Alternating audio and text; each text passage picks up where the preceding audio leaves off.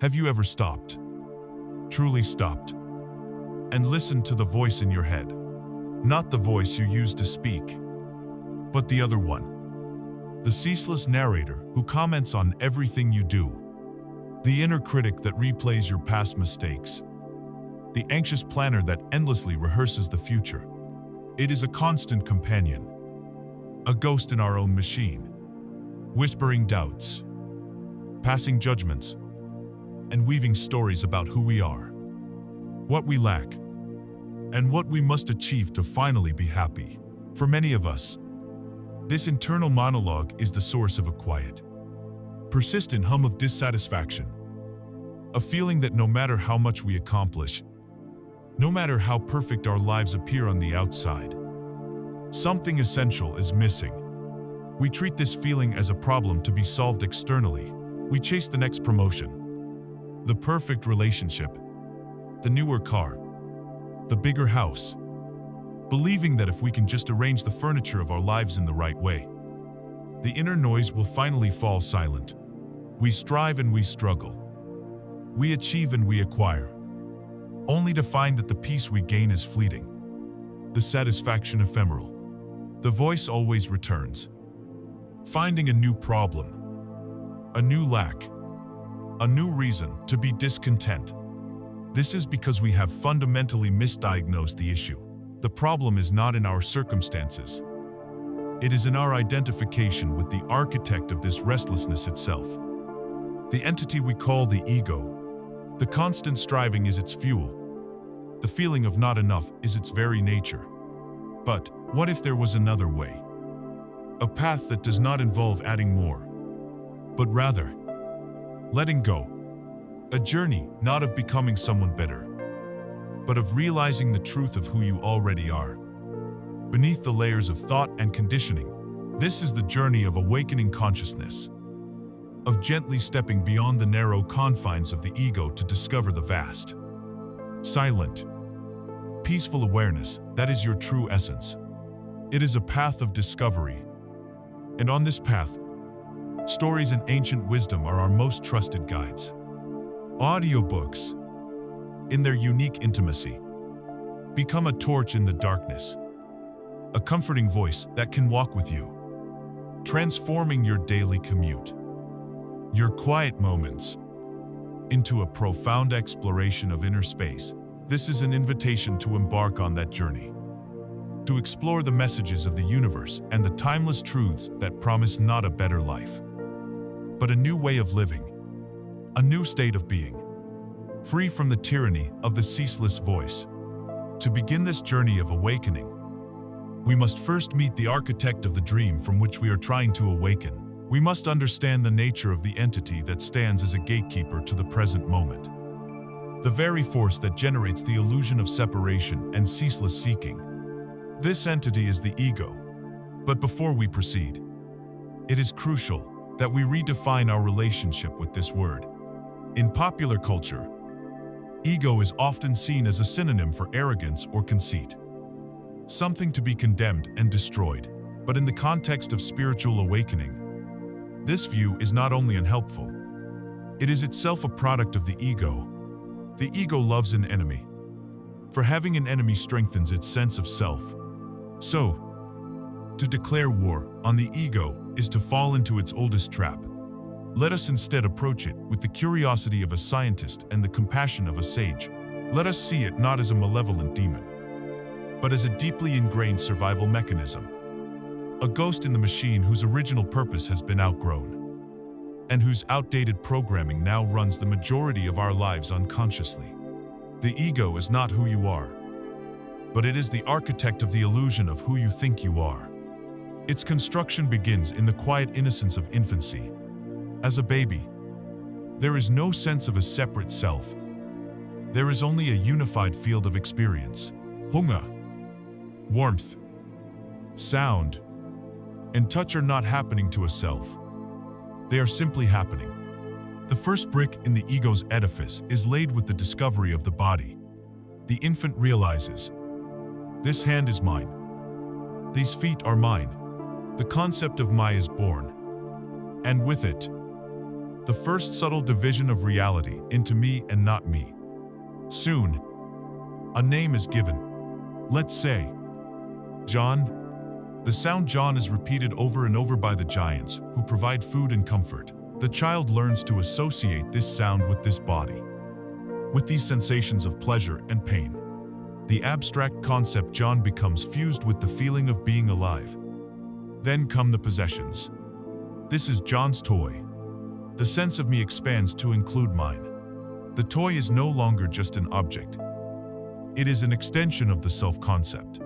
Taking the toy becomes a personal affront, a diminishing of the self. As the child grows, this process of identification accelerates and becomes more abstract. It identifies with a gender, with a nationality, with a religion. It identifies with the thoughts and beliefs of its parents and its culture. We are a family of doctors. We vote this way. People like us do these things. Belief. Each idea, each label is another layer of paint on the construct. Another piece of furniture in the mental room of John. It identifies with its abilities. I am smart, or its perceived lack thereof. I am not good at sports.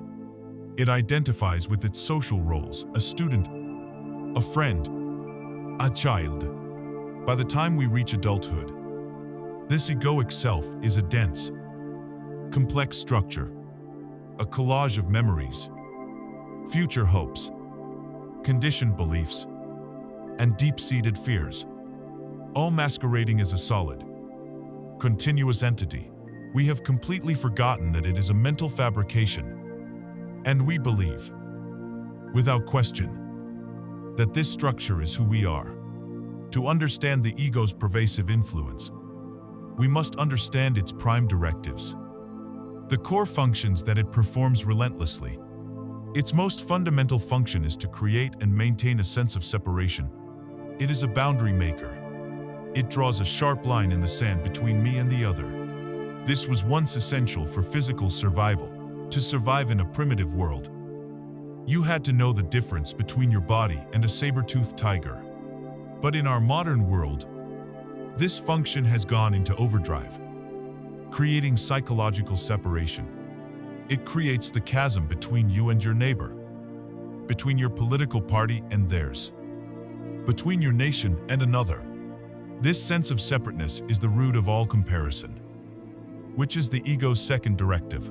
Once me and other are firmly established, the ego's next question is always, how do I measure up? It is a machine of constant comparison. It looks at another's success and feels envy or inadequacy. It looks at another's misfortune and feels a flicker of superiority or pity. It measures wealth, beauty, intelligence, social status, even spiritual enlightenment. This relentless comparison is the engine of consumerism and the source of immense anxiety. As the ego can never find a permanent place of superiority, there is always someone who is more, and always someone who is less. And so it must keep running on its hamster wheel of judgment. Its third directive, born from the first two, is the desperate need to be right. Because the ego is a mental construct, a story. It feels inherently vulnerable, a challenge to its opinions. Its beliefs, or its point of view, is not perceived as a simple disagreement. It is perceived as an existential threat, an attack on its very right to exist. This is why arguments over trivial matters can escalate into bitter conflicts. It is not about the facts. It is about the survival of the psychological self. To be wrong is, for the ego, a form of death. The ancient Greek myth of Narcissus serves as a profound and timeless allegory for the ego. Narcissus was a youth of breathtaking beauty. He was so captivating that many fell in love with him, but he scorned them all. One day, he knelt by a clear pool of water to drink and saw his own reflection for the first time. He became utterly enchanted, falling deeply in love with the beautiful image staring back at him. He could not leave it. He forgot to eat. He forgot to drink. He forgot the world around him. So mesmerized was he by this illusion of a perfect other, which was nothing but a reflection of himself. He eventually wasted away and died, transfixed by his own image. This is the tragedy of the ego. It is Narcissus, fallen in love with its own reflection. The story it tells about itself, it is so captivated by this me, this image constructed from thoughts and memories, that it becomes blind to the vast, living reality all around it. It starves the true self, the silent, conscious presence within, because it cannot draw any real nourishment from an illusion. It seeks love, validation, and fulfillment from the world, but it can only ever truly love its own story. This brings us to the core reason why the ego can never, ever be satisfied. Its very foundation is built upon an illusion of lack. It is a fragment, a psychological construct that feels inherently incomplete because it has separated itself from the wholeness of life, because it feels like a fragment. Its entire existence is a quest to become whole by adding things to itself from the outside. It thinks, if I get that promotion, then I will be complete. If I find the perfect partner, then I will feel whole. If I acquire enough wealth and recognition, then the feeling of emptiness will disappear. But this is a fool's errand. It is like trying to fill a bottomless pit. Every time an external goal is achieved, the satisfaction lasts for a moment, and then the underlying feeling of lack reemerges, and the ego projects anew, if only into the future. It is a hungry ghost, forever seeking nourishment where none can be found. True wholeness cannot be found externally because it was never lost. It was only obscured by the ego's shadow. The peace you seek is not something the ego can acquire, because its very activity, its constant seeking and resisting, is what covers up the peace that is already present within you. As you, we have now met this architect of illusion. We have examined its blueprints. We have seen how it was constructed layer by layer, and we have understood its tragic, self-defeating logic. We can now see that it is not an enemy to be fought, but a mechanism to be understood and transcended. And the first step in this transcendence is to become aware of its most constant and persuasive creation, the ceaseless chatter it produces in our minds.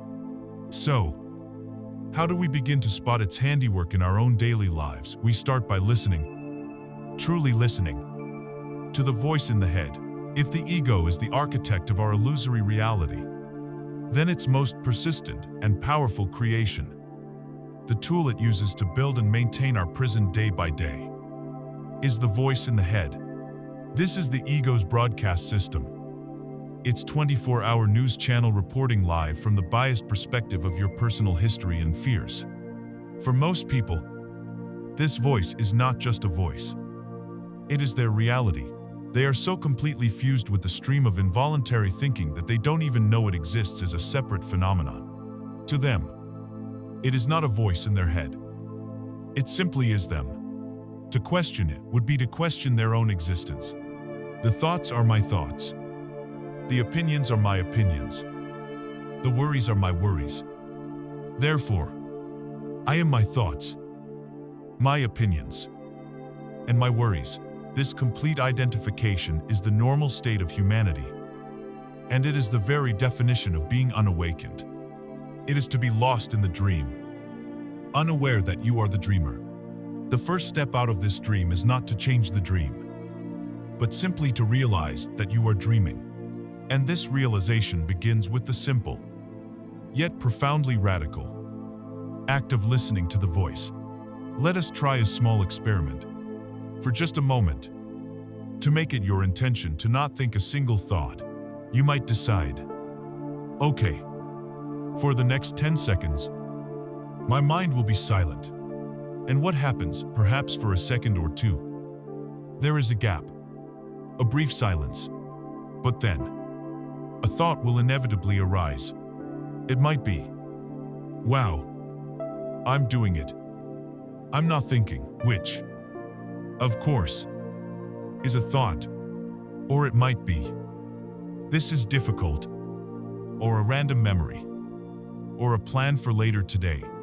The experiment almost always fails. But the failure itself is the victory. That moment when you realize a thought has appeared without your permission, without your conscious volition, is the single most important discovery you can make on the spiritual path. It is the irrefutable proof that you are not the thinker. If you were truly the one in control, you could simply decide to stop thinking for a minute. In the same way you can decide to stop talking. The fact that you cannot proves that thinking is a process that is happening to you. Much like your heart is beating or your lungs are breathing. It is an automated function of the mind-body organism. This stream of thought is largely a conditioned reflex, a collection of mental habits gathered over a lifetime. It is the echo of your parents' warnings, your teacher's instructions, the headlines you've read, the advertisements you've seen. It is a biological computer running old software, and you have mistaken its output for your identity. The moment you recognize the thought as a thought, something new has emerged within you: awareness. You have shifted from being the thought to being the awareness that notices the thought. This is the beginning of your freedom. Once you begin to notice this voice, the next step is to observe its content without getting entangled in it. You will find that it has a few favorite genres, a repeating playlist of negativity that it cycles through endlessly. Its primary subject matter is the past and the future, because the living present, the now, is a place where the ego cannot survive. The voice constantly drags you back into the past, not to learn from it, but to suffer from it. It functions as an obsessive archaeologist of grievance, digging up every mistake you've ever made, every embarrassing moment, every time you felt wronged or hurt. It will replay an argument from 10 years ago with perfect clarity, making you feel the anger and resentment all over again. It will remind you of a failure from your youth, bathing you in the familiar feelings of shame and inadequacy. By keeping the past alive in your mind, the ego ensures that your identity remains rooted in old pain. It creates a story of you, a victim narrative or a guilt narrative. And this story becomes the filter through which you see the present. When it is not dwelling in the past, the voice is projecting itself into an imaginary future. And its primary emotion there is anxiety. It is a master of the what-if scenario. What if I lose my job? What if I get sick? What if they don't like me? It rehearses conversations that will likely never happen and prepares for disasters that exist only in its own fantasy. It creates a mental movie of potential negative outcomes and forces you to watch it on a loop. This constant future projection generates a low-grade hum of anxiety and fear that becomes the background noise of many people's lives. It is a tremendous waste of life energy, a constant leakage of your vitality into a phantom reality that never arrives. Even when the voice appears to be dealing with the present, it is not truly experiencing it. Instead, it is judging, labeling, and comparing it. As you walk down the street, it says, "I like that car. That building is ugly. That person is dressed poorly. I wish it were warmer."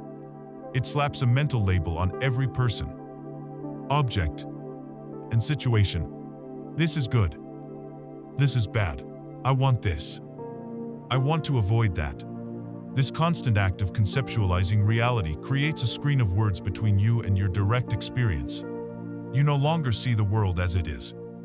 You see your interpretation of it. This incessant labeling and judging is the ego's way of reasserting control and reinforcing its own preferences and identity. A powerful way to understand your relationship with this voice is to use the analogy offered by the teacher Michael A. Singer. Imagine the voice in your head was a real person, a roommate who followed you around all day, narrating your life. Imagine you wake up, and your roommate is there, saying, "You should have woken up earlier. You look tired today. I bet the traffic is going to be terrible." You go to get dressed, and the roommate says, "Don't wear that. It makes you look fat. Remember what Sarah said about your clothes last week? You should really lose some weight." You sit down to work, and the roommate is peering over your shoulder. You're probably going to mess this up, Bob is much better at this than you are. The boss is definitely going to notice your mistake. At the end of the day, you're trying to relax, and the roommate is there, replaying every awkward interaction, every perceived slight, and reminding you of everything you have to worry about tomorrow. If this were a real person, you would think they were insane. You would do everything in your power to get away from them. You would call the police, get a restraining order, or move to another country. You would never take their neurotic, critical, and fearful pronouncements as the truth. Yet, because this voice is inside our own minds, we accept this abuse as normal. We believe it, we argue with it, and we let it dictate our emotional state, seeing the voice for what it is: an involuntary, conditioned, and often nonsensical stream of mental noise is the key to disarming it. The goal is not to stop the voice. Trying to fight the voice is like trying to flatten the waves in the ocean. The effort itself creates more disturbance. The path to freedom is far more subtle and requires no effort at all. It is simply to notice. When you hear the voice judging you, just notice it. There is the voice of judgment. When you feel it pulling you into anxiety about the future, just notice it. There is the voice of fear. You do this without judging the voice, without condemning it. You observe it as you would observe the weather. You are not the rain. You are the one who notices it is raining. Each time you do this, you break the spell of identification. You are withdrawing your consciousness from the thought forms and resting in your true nature as the observer, the witness. This act of dispassionate observation creates space, and in that space lies your peace and freedom. But this practice inevitably leads to a question that can shatter the very foundations of your old identity. It is a question that marks the doorway from the ego's world into the vastness of consciousness itself. If I am aware of the voice, if I can hear its endless narration, then who or what am I? The question that hangs in the air at the edge of self-discovery is the most potent inquiry a human being can pose. If I am the one who is aware of the voice in my head, then who or what am I? This is not a riddle to be solved by the mind. The mind, the voice itself, cannot answer this question, for it is the very thing being questioned. To ask the thinking mind to find that which is beyond thought is like asking a flashlight to find the source of its own beam. The answer does not come as another thought, another concept, or another belief to add to your collection. The answer comes as a direct experience, a shift in the very ground of your being. It is the discovery of a dimension within you that has been present your entire life, overlooked because of its profound simplicity and silence. This dimension is the witnessing presence, the silent watcher. It is the discovery that you are not the actor on the stage, nor the noisy critic in the audience, but the silent, empty space in which the entire play of life unfolds. To grasp this, we must understand the fundamental difference between content and context. Your entire life, your attention has been captivated by the content of your experience, the thought, the emotions, the sensations, the people, the events. This content is constantly changing. A relentless storm of activity. You get a happy thought. You feel good. You get a sad thought. You feel bad. You experience success. You identify with it. You experience failure. You identify with it. You are tossed around on the turbulent surface of the ocean, believing yourself to be nothing more than the waves that rise and fall. The discovery of the witness is the realization that you are not the waves. You are the ocean itself. You are the vast, deep, silent expanse of water that allows all the waves to happen on its surface, but whose own essential nature remains undisturbed and peaceful. An even more powerful metaphor is that of the sky and the clouds. The thoughts, feelings, and events of your life are like clouds. They come in all shapes and sizes. Some are white and fluffy, bringing moments of joy and ease. Others are dark and menacing, bringing storms of anger, fear, or grief. From the ego's perspective, the weather is everything. It lives in constant hope for sunny days and mortal fear of thunderstorms. But you are not the clouds. You are the sky. The sky is the vast, open, limitless space that holds all the clouds. When a dark storm cloud passes, does it damage the sky? Does it leave a scar? No. The sky remains untouched, unchanged. Its boundless blue nature, forever immaculate. The cloud was just a temporary event happening within the sky. In the same way, when a painful thought or a difficult emotion passes through you, it does not damage the essence of who you are. Who you are is the sky-like awareness that allows the cloud of that experience to be there and to pass. Awakening is this radical shift in identification. From believing you are the fleeting cloud to knowing you are the eternal sky. You stop being a character in the movie of your life and you realize you are the screen itself.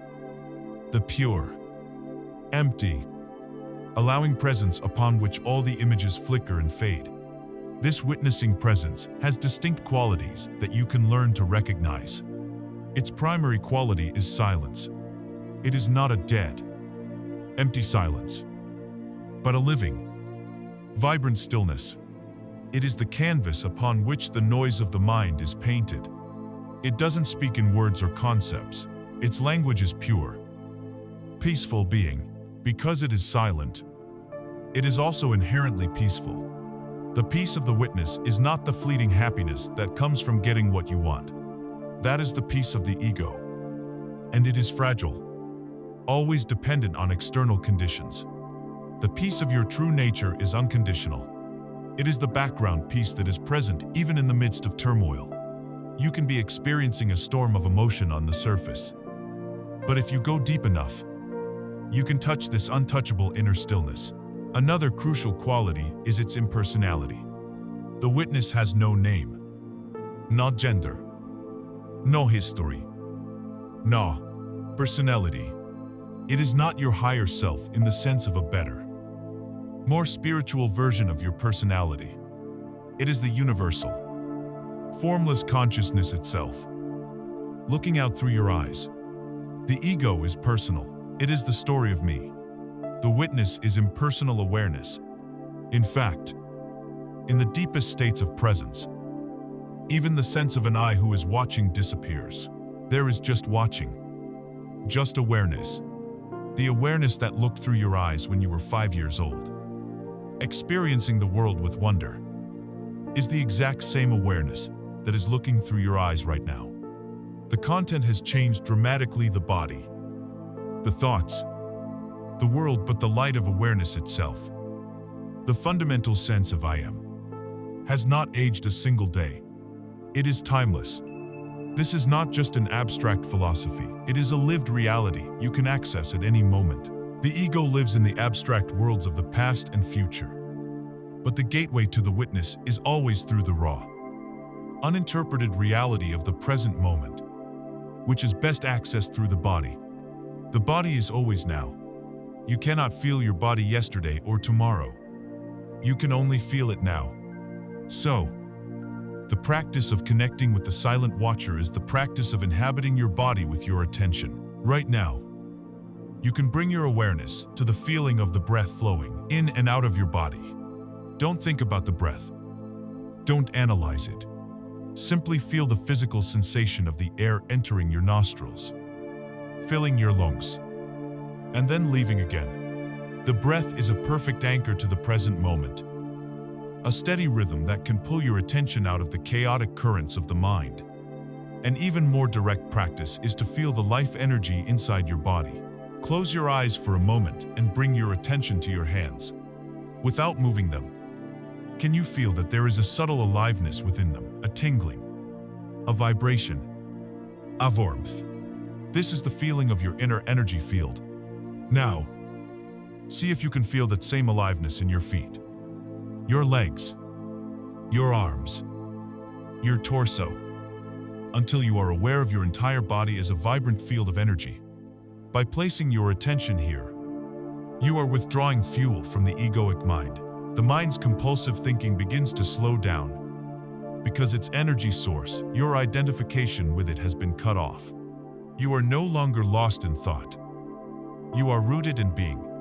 You are feeling the consciousness that animates the form. This is not something you have to achieve. You are simply noticing what is already here. You are coming home to yourself. This discovery, this shift from being the thinker to being the awareness, is the single most liberating experience available to a human. It is the end of suffering, because suffering can only exist when you are identified with the content of your mind. But this is more than just a path to inner peace. Realizing yourself as the witness is the key that unlocks the door to a dimension of immense power, a reality where all creation begins. And what is that dimension? It is the infinite, creative, ever-present moment of now. If the discovery of the silent watcher is the revelation of who you are, then the discovery of the now is the revelation of where and when you are. It is the key that unlocks the cage of psychological time and ushers you into the only reality that has ever truly existed. We have been taught to think of time as a line, stretching from a distant past into an endless future, with our life being a tiny segment upon it. We believe we live in this timeline, moving from one moment to the next. But this is the ego's greatest deception. The past exists only as a memory trace in your mind, a collection of thoughts and images happening now. The future exists only as a mental projection, a fantasy or a fear being imagined now. The only thing that is ever real, the only point of access to life, to your true self, to God, is the eternal present moment. Your entire life does not unfold across time. It unfolds in the single, indivisible, ever-present moment of now. To awaken is to shift your primary place of residence from the phantom worlds of past and future into the living, breathing reality of this very moment. To understand the power of the now, we must first understand why the ego is so deeply resistant to it. The ego, as we have discovered, is a mental construct, a story of me, and every story requires time. The ego's identity is 99% past. It defines itself by its memories. I am what happened to me. I am my successes and my failures. I am the grievances I hold and the triumphs I celebrate. Without the past, the ego's story has no substance. Its survival also depends on the future. The future holds the promise of the ego's salvation or its damnation. It is where the ego projects its goals and its fears. It tells you, once you achieve that promotion, then you will be secure. Once you find that perfect partner, then you will be happy. Once you retire, then you can finally relax. It perpetually dangles a carrot of fulfillment in front of you, ensuring you are always striving, always running towards a point in the future that, when it arrives, is just another unsatisfactory present moment. The ego cannot survive in the now, in the pure, unlabeled awareness of the present moment. There is no story. There are no memories and no projections. There is only what is. And in the face of what is, the ego, with its complex narratives and problems, simply dissolves. It needs time to breathe. And the now is timeless. This is the distinction between what Eckhart Tolle calls clock time and psychological time. Clock time is the practical, functional aspect of time we use to navigate the world. We use it to set appointments, to cook a meal, to plan a project. It is a useful tool. Psychological time, however, is the ego's disease. It is the compulsive habit of dwelling on the past with regret, guilt, or resentment, and dwelling on the future with anxiety, stress, and worry. It is the heavy burden of all the moments you are not living, carried on your back as you try to get through the only moment you have. Think of a person stuck in traffic. The clock time might be 10 minutes. The psychological time could be an eternity of frustration, anger, and stress. They are not in the car. They are in their mind, in a future where they are late, arguing with their boss, and imagining negative consequences. They are completely absent from the actual, physical reality of the moment. And this absence is the definition of suffering. When you are fully anchored in the now, problems, in the way the ego defines them, cease to exist. A problem is a mental construct that implies you are mentally resisting what is, while not taking any action to change it in the present. In the now, faced with a challenging situation, there are only three possibilities. You can accept the situation, you can take action to change it, or you can remove yourself from it. All of these are powerful choices made in the present. Worrying, complaining, and stressing are not among them. Those are the ego's dysfunctional strategies. And they are only possible when you are lost in psychological time. The now is not just a refuge from the ego. It is the portal to all true power and creation. All intuition, all creativity, all inspired action flows from the stillness of the present moment. The ego believes that relentless, anxious thinking is how problems are solved.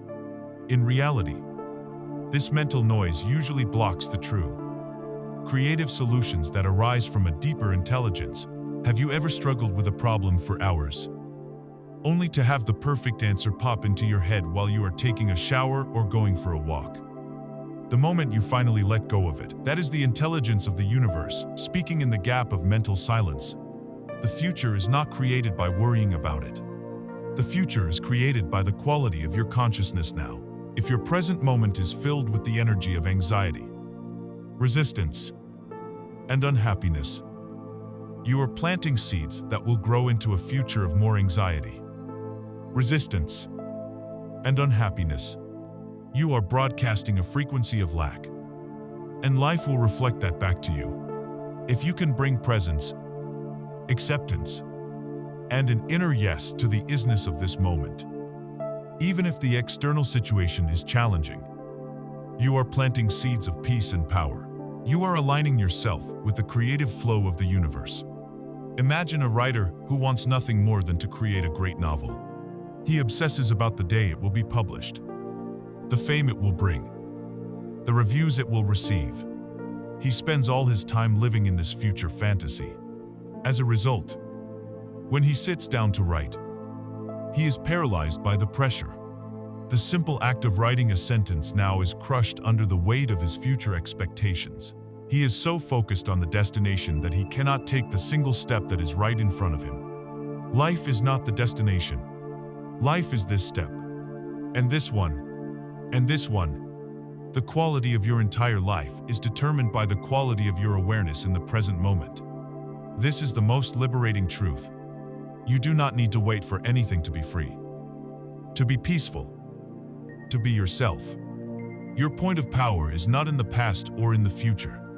It is always, always now. Making the now the primary focus of your life is a practice. It is the practice of repeatedly withdrawing your attention from the compulsive thinking mind and anchoring it in your senses. Feel the air on your skin. Listen to the sounds of the room without labeling them. Look at a tree or a flower and truly see it, without a single word of commentary from the voice in your head. Feel your own breath. Each time you do this, you are stepping out of the frantic stream of psychological time and into the deep, calm ocean of the now. You are coming home. This sounds wonderfully simple, and in essence, it is.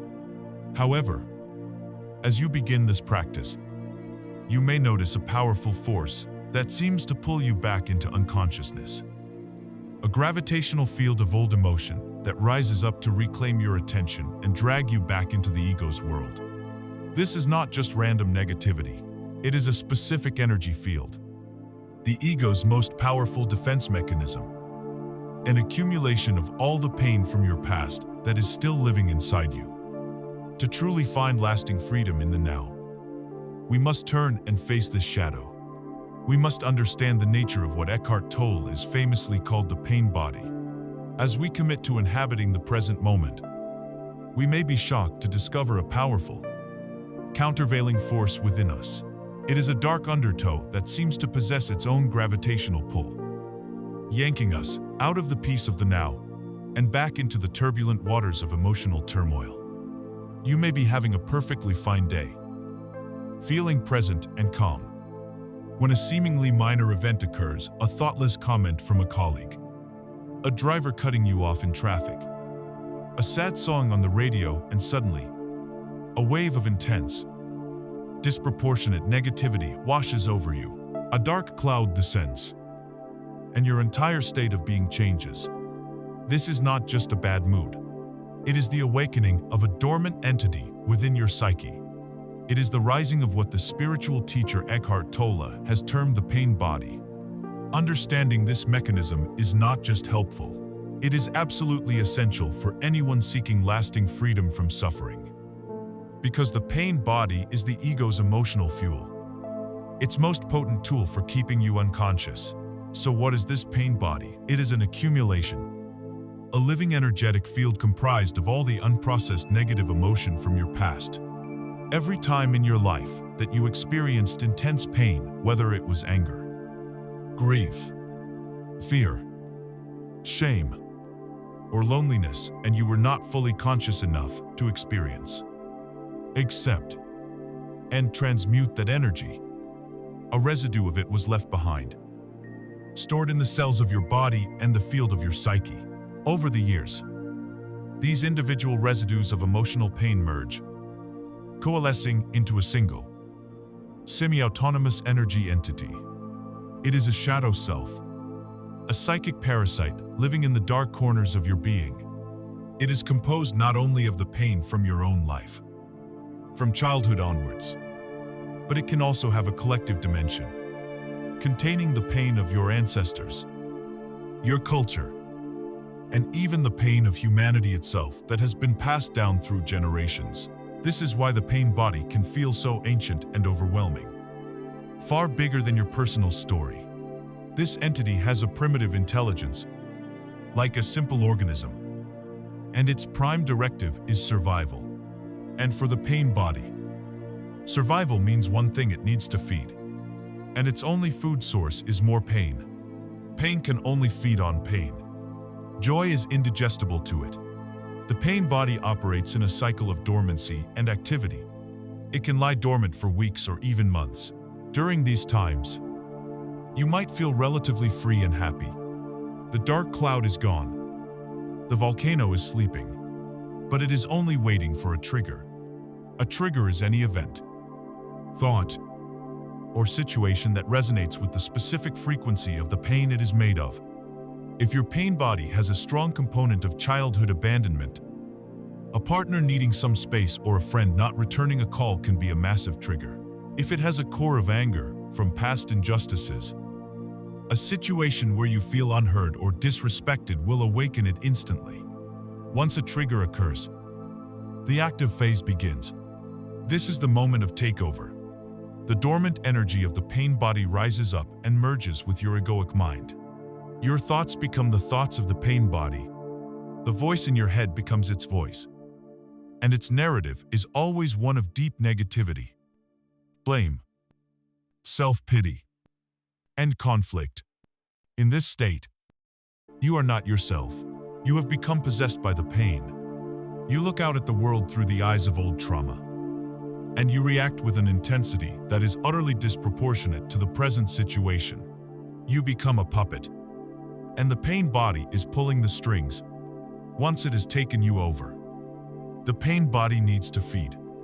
It will subconsciously seek out or create situations that will generate more of the negative emotional energy it craves. It will provoke an argument with your spouse or children over something trivial, because the energy of anger and conflict is a delicious meal for it. It will dredge up every negative memory it can find and force you to wallow in them, because the energy of sadness and regret is its sustenance. It will seek out drama, latch onto bad news, and interpret every neutral event in the most negative light possible. It thrives on making you miserable, and making those around you miserable. This is why people so often sabotage their own happiness, especially in intimate relationships. Just when things are going well, a switch flips, and they create a conflict out of thin air. This is almost always the pain body. Hungry for a meal. It knows that intimate relationships are its favorite feeding ground because of the potential for intense emotional reactions after it has fed, after it has created enough drama and suffering to replenish its energy. It will become dormant again, leaving you in the wreckage of its wake, filled with confusion, guilt, and remorse, wondering, what just happened to me? That wasn't who I am. And you are right. It wasn't. The key to dissolving the pain body is to break your identification with it. This begins with observation. You must learn to catch it at the very moment it begins to awaken.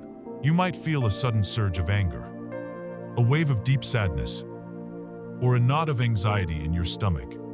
In that moment, instead of being swept away by it, you must be alert enough to say to yourself, inwardly, this is the pain body. This simple act of recognition is profoundly powerful. It is the moment you stop being the pain and become the awareness that sees the pain. You have brought the light of consciousness to the darkness. You have become the witness. You do not try to fight it. You do not try to argue with it or push it away. You simply allow it to be there, observing it with a detached, compassionate curiosity. You feel the intense energy in your body, but you do not let it rise up into your head and become a thought, a story, or an action. You hold it in the space of your conscious presence. The pain body cannot survive this. It thrives on unconsciousness. It needs your identification to live. It needs you to react, to create drama, to feed it. When you simply observe it without judgment, you are cutting off its food supply. It is like a spinning top that, without any more energy being added to it, will eventually slow down and fall over. It is a shadow that cannot exist when you shine a bright light on it. It may thrash and rage, trying to pull you back into reaction. But if you remain present as the watcher, its energy will gradually dissipate. This is the alchemy of consciousness, transmuting suffering into presence. Understanding this mechanism is the key to healing yourself and your relationships. It allows you to take responsibility for your inner state and stop blaming the world for the old pain that lives within you. But this practice of consciously facing such intense energy requires a profound inner stance, a radical shift from resistance to allowance. It requires us to learn the sacred art of surrender and acceptance, to stand consciously in the presence of the awakened pain body, or any intense challenge life presents, requires a capacity that runs contrary to our deepest human instincts. It requires a profound inner shift from resistance to allowance, from fighting reality to embracing it. This shift is contained in a single, powerful, and wildly misunderstood word: surrender. For the egoic mind, surrender is a dirty word. It is synonymous with defeat, failure, giving up, and weakness. It conjures images of a vanquished army laying down its arms. From the ego's perspective, which sees life as a constant battle to be won, surrendering is the ultimate loss.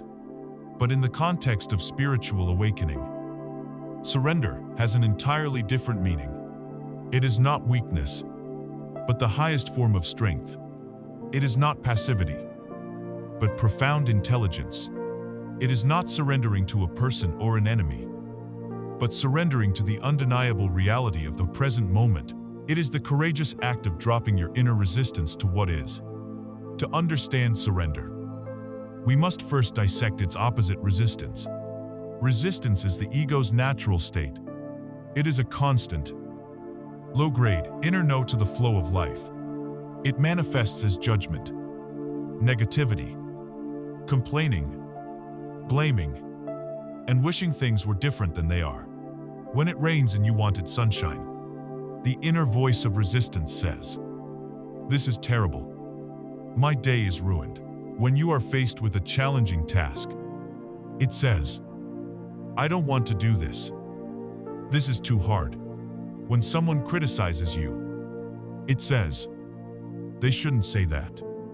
They are wrong. This inner no creates a state of friction between your mind and reality. A kind of inner civil war. And it is this friction, this resistance, that is the sole cause of your self-inflicted suffering. The external event itself is neutral. Rain is just water falling from the sky. A task is just a series of actions. A criticism is just a collection of sounds. The pain does not come from the event. It comes from your resistance to the event. It arises from the gap between what is and what my mind says should be. The wider you make that gap with your mental resistance, the more intensely you suffer. The ego thrives in this gap. It feeds on the negativity and drama generated by your inner war with reality. Complaining strengthens the ego. Blaming strengthens the ego. Feeling like a victim strengthens the ego. Surrender is the act of consciously choosing to close that gap. To end the inner war, imagine you are trapped in quicksand. Your deepest survival instinct screams at you to struggle, to fight, to thrash your way out. But as anyone who knows about quicksand will tell you, this is the worst possible thing you can do. Every frantic movement, every act of panicked resistance, only causes you to sink faster and deeper. The only way to survive is to do the complete opposite of what your terrified mind demands. You must stop struggling. You must relax your body. You must lean back, spread your limbs, and surrender to the nature of the medium you are in, allowing its buoyancy to support you. Only from this state of acceptance, this surrender to the reality of your situation, can you begin to think clearly and make slow, deliberate movements to paddle yourself towards solid ground. Life's challenges are the quicksand. Our conditioned response is to mentally struggle against them. When we receive a difficult diagnosis, lose a job, or face a painful conflict, our mind thrashes about with thoughts of, this shouldn't be happening, this is a disaster, why me? This mental thrashing is what pulls us down into the depths of anxiety, despair, and depression. Surrender is the moment you stop struggling. It is the moment you lie back in the reality of the situation. No matter how unpleasant it is the inner acknowledgement. Okay, this is my reality right now. I have lost my job. I have this illness. This conflict is happening. This is what is. This inner yes to the present moment is the most powerful spiritual practice. It is not a verbal yes, but a yes of your entire being. A deep, allowing presence. This does not mean you have to like the situation. You don't have to call it good. You simply have to let it be what it is, without the added layer of mental and emotional resistance. This single act of surrender instantly ends the suffering you were creating for yourself. The external situation may still be challenging, but the inner war is over.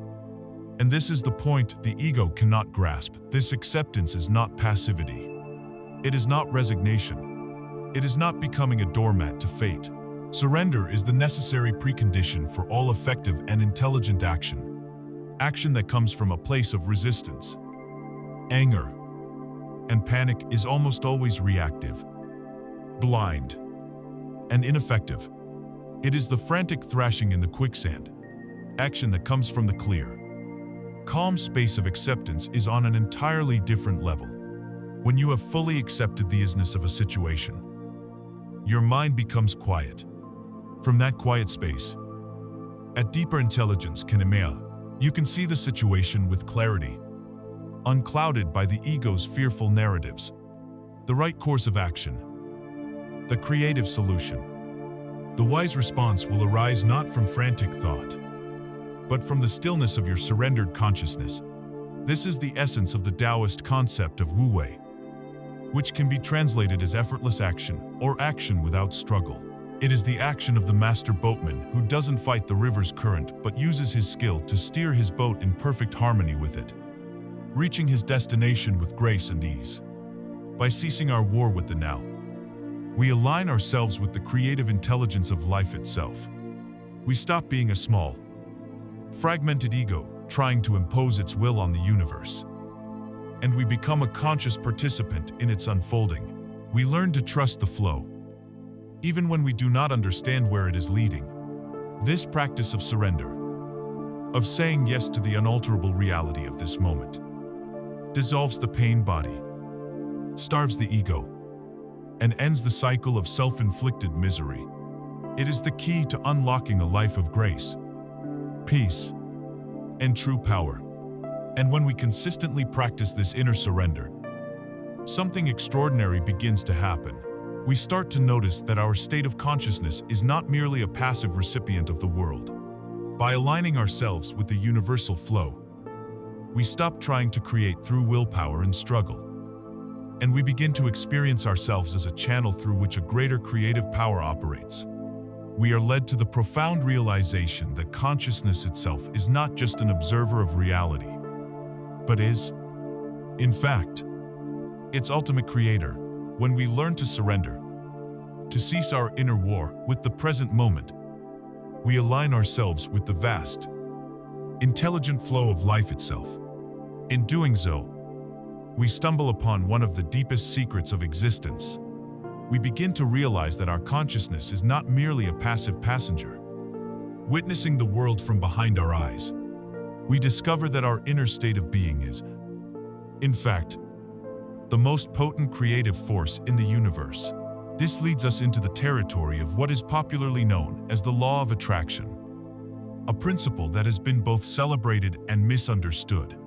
The popular interpretation often presents it as a cosmic vending machine. If you just think enough positive thoughts, you can get the car, the money, the relationship you desire. But many who try this find themselves frustrated, their affirmations feeling hollow and their lives remaining unchanged. This is because they are trying to use a profound spiritual law as a superficial mental trick. The secret is not in changing your thoughts, but in transforming your consciousness. It is a magic that goes far beyond positive thinking. The fundamental flaw in most approaches to positive thinking is that they are often a form of resistance. Another clever strategy of the ego: when you are feeling a deep sense of lack or fear, and you try to paper over it by chanting, "I am abundant, I am successful," you are essentially lying to yourself. You are creating a conflict between your surface thoughts and your deep, underlying state of being. The universe, which responds not to your words but to the pure vibration of your energy, is not fooled.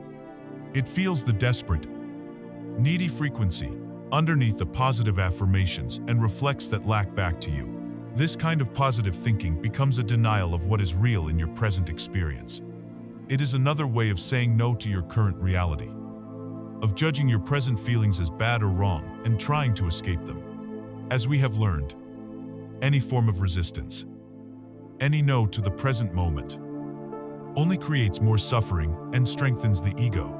True creation does not come from denying your present state, but from going deeper than your present state, to the level of pure consciousness itself. It is not about painting a smile on the face of your despair, but about finding the place within you that is beyond both smiling and despair. This is where we move from attracting what we want to attracting what we are. The very act of wanting is a powerful statement of lack. To want something is to affirm, on a vibrational level, that you do not have it. You are broadcasting the frequency of absence. The true creative principle is to shift your entire state of being to match the reality you wish to experience. The master teacher Neville Goddard encapsulated this perfectly with the phrase, "Feeling is the secret." He taught that to create a new reality, you must assume the feeling of the wish fulfilled. This is not a superficial emotion, but a deep, meditative embodiment. It is the practice of asking yourself, what would my inner state of being be like if my desire were already a fact, and then learning to inhabit that state. Let us contrast two approaches. Imagine a person who desires financial abundance. The first person, using superficial positive thinking, writes affirmations, visualizes bank statements, and tells everyone they are wealthy, all while their stomach is in knots with the anxiety of unpaid bills. Their dominant vibration is fear and lack. The universe responds to the vibration, not the words. The second person takes a different path. They sit in quiet meditation. They do not visualize money. Instead, they ask, what is the feeling that financial abundance would give me? Perhaps the answer is not greed, but a deep sense of security, of ease, of freedom, of relief. So, their practice becomes the cultivation of the inner state of relief. They close their eyes and feel the tension dissolving from their shoulders. They breathe into a feeling of profound safety and ease. The feeling that all is well. They are not pretending, they are generating from within the actual psychophysical state of their wish fulfilled. They are no longer broadcasting the frequency of desperate wanting. They are broadcasting the frequency of peaceful having. They are not trying to get something from the outside world. They are becoming, on the inside, the person who already has it. This is the secret. You don't attract what you want. You attract who you are. Your reality is a mirror of your consciousness. Your baseline state of being acts as a vibrational blueprint, a magnetic field that organizes the energy and events of your life. Every person, every situation, every ounce of luck, good or bad, is drawn into your life because it is a vibrational match to your dominant state of consciousness. To change the reflection in the mirror, you do not try to manipulate the reflection. That is futile. You must change the object casting the reflection, which is your own inner self. All the practices we have discussed so far, observing the ego, inhabiting the now, dissolving the pain body, surrendering to what is, are not merely techniques for finding peace. They are the primary tools of conscious creation. Each time you choose presence over thought, you are purifying your consciousness. Each time you choose acceptance over resistance, you are raising your vibrational frequency.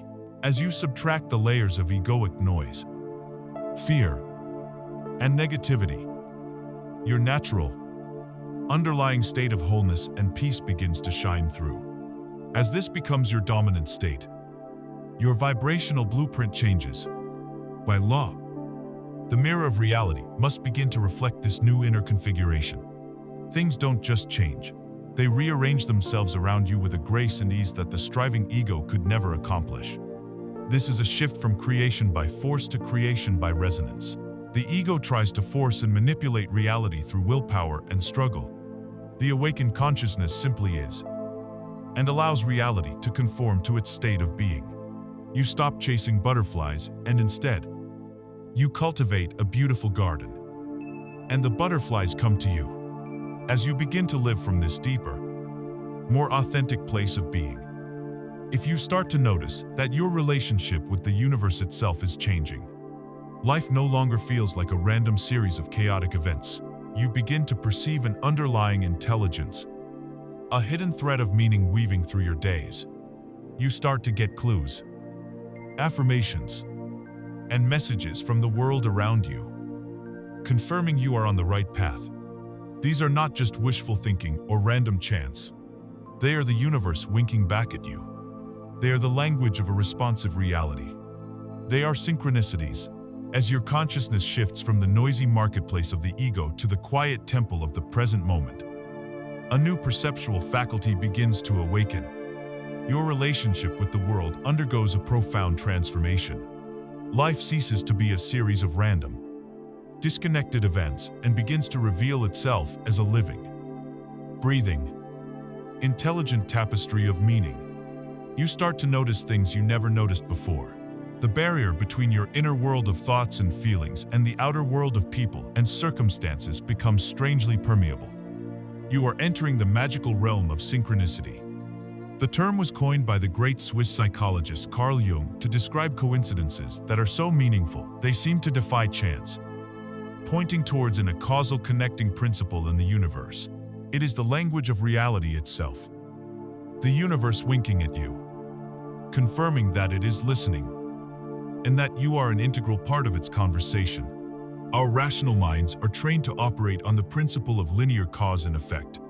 A hits B, which causes C. This is the logic of the material world, and it is useful for building bridges and balancing checkbooks. But synchronicity operates according to a different logic altogether. It is a vertical principle, where an event in the inner world, a thought, a question, a feeling is mirrored instantaneously by an event in the outer world, with no discernible physical link between the two. You may be wrestling with a difficult decision, feeling completely lost, and you walk into a bookstore, and a book quite literally falls off the shelf at your feet. You pick it up, and it is open to a page that speaks directly to the heart of your dilemma. The rational mind dismisses this as a meaningless accident. But the awakened consciousness recognizes the signature of a deeper intelligence at play. This is not to say that more of these events are happening now that you are more present. It is more accurate to say that the signal has always been broadcasting, but your mind was too full of static to receive it. The incessant noise of the egoic mind, with its worries, plans, and judgments, acts as a thick filter, screening out the subtle magic of reality. As you learn to quiet this inner noise, your awareness becomes like a calm, clear lake, able to reflect the sky with perfect clarity. You become sensitive to the subtle currents and patterns that were always there, but previously invisible to you. Synchronicity is the direct evidence of the principle we just explored, that your consciousness is creating your reality. As you hold a specific intention, a deep question, or a particular state of being in your awareness, the universe, which is a great mirror, begins to rearrange itself to reflect that inner state back to you in symbolic form. The forms this can take are endless and are always deeply personal. One of the most common experiences is thinking of an old friend you haven't spoken to in years. And moments later, your phone rings and it is them. Or you may be pondering a career change, wondering if you should pursue your passion for pottery. And over the next few days, you encounter the word pottery in the most unexpected places: on a truck, in a song lyric, in a conversation you overhear at a cafe. The universe is not being coercive. It is simply responding to the energy you are emitting. It is saying, I hear the question you are asking. I am reflecting it back to you. Pay attention. These events are often accompanied by a distinct and unmistakable feeling. It is a jolt of recognition, a sense of wonder, a chill that runs up your spine. It is your intuition flaring up, letting you know that this is not just a random event. This means something. This is a signpost. Learning to read these signs is less about creating a rigid dictionary of symbols and more about cultivating a sensitive, intuitive dialogue with life. When a synchronicity occurs, the right question to ask is not, what does this mean in a universal sense, but what does this mean to me? Right now, what was I thinking or feeling just before this happened? Does this feel like a confirmation to proceed? A warning to pause? Or an answer to a question I have been holding? The meaning is found in the intimate context of your own journey. As you become more attuned to the flow of synchronicity, it is crucial to be aware of a subtle trap laid by the ego. The ego loves to feel important and special. It can easily co-opt these magical experiences and weave them into a new and improved story of me. It might start to think, the universe is sending me signs. I must be a very special, chosen person. I am a master of manifestation. This turns a humbling experience of interconnectedness into a tool for self-aggrandizement. It inflates the very ego we are seeking to transcend. The proper response to synchronicity is not pride, but a deep sense of humility and gratitude. It is a humbling reminder that we are not in charge in the way we thought we were. It is proof that we are part of a vast, mysterious, and benevolent intelligence that is constantly communicating with us. It points not to our own personal specialness, but to the inherent magic and responsiveness of reality itself. We are not the sole author of our story. We are co-creating it with a force that is infinitely wiser than our limited personal mind. Embracing synchronicity as a guiding principle fundamentally changes your relationship with life. You begin to relax. You stop feeling like you have to have everything figured out. that you must force and control outcomes. You learn to pose a question to the universe, to hold an intention lightly in your heart, and then to watch and listen for the answers to appear in the world around you. You start to trust that you will be guided, that the resources you need will appear, that the right people will show up at the right time. This is not a passive waiting, but an active, engaged state of awareness.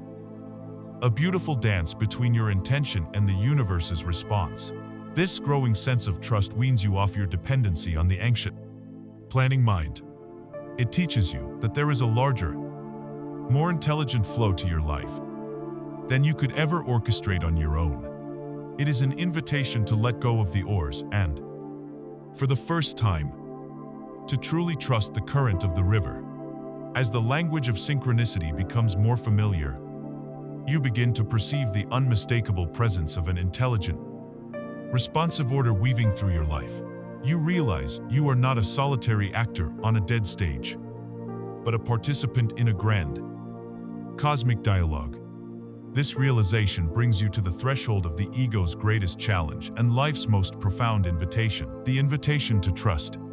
The ego, by its very nature, is a control mechanism, born from fear and a sense of separation.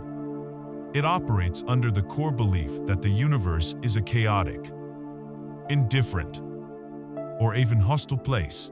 It believes that survival and success depend on its own cleverness, its own relentless effort, its own ability to manage, manipulate, and force outcomes. The ego is the ultimate micromanager, convinced that if it were to let go of the controls for even a single moment, disaster would inevitably strike. To the ego, trusting the flow of life feels like reckless foolishness, an abdication of responsibility. But from the perspective of awakened consciousness, this ceaseless effort to control is seen for what it is, a colossal waste of energy and the primary source of all stress and anxiety. The journey of awakening is the journey of learning to gently pry the ego's white-knuckled grip from the steering wheel of your life and place your faith in the infinitely wiser hands of the universal intelligence that guides the stars and grows the trees. The ego's illusion of control is one of its most persistent and damaging deceptions. We live our lives as if we are in charge, yet we control almost nothing. We do not control our next thought, our next heartbeat, or the intricate cellular processes that keep us alive. We do not control the weather, the global economy, or the political decisions of world leaders. We do not even truly control other people's perceptions of us. We spend an immense amount of our life energy trying to manage these unmanageable variables, living in a constant state of low-grade tension. This is like being a frantic rower in a small boat, sweating and straining with all your might to row upstream against a powerful and relentless current. You are exhausted, your muscles ache, and you make painstakingly slow progress. You believe that your own desperate effort is the only thing keeping you from being swept away, never realizing that the river itself has a destination, a natural and effortless path to the great ocean. Trusting the flow is the moment you have the courage to pull the oars into the boat. You stop fighting the current and instead, you pick up a rudder.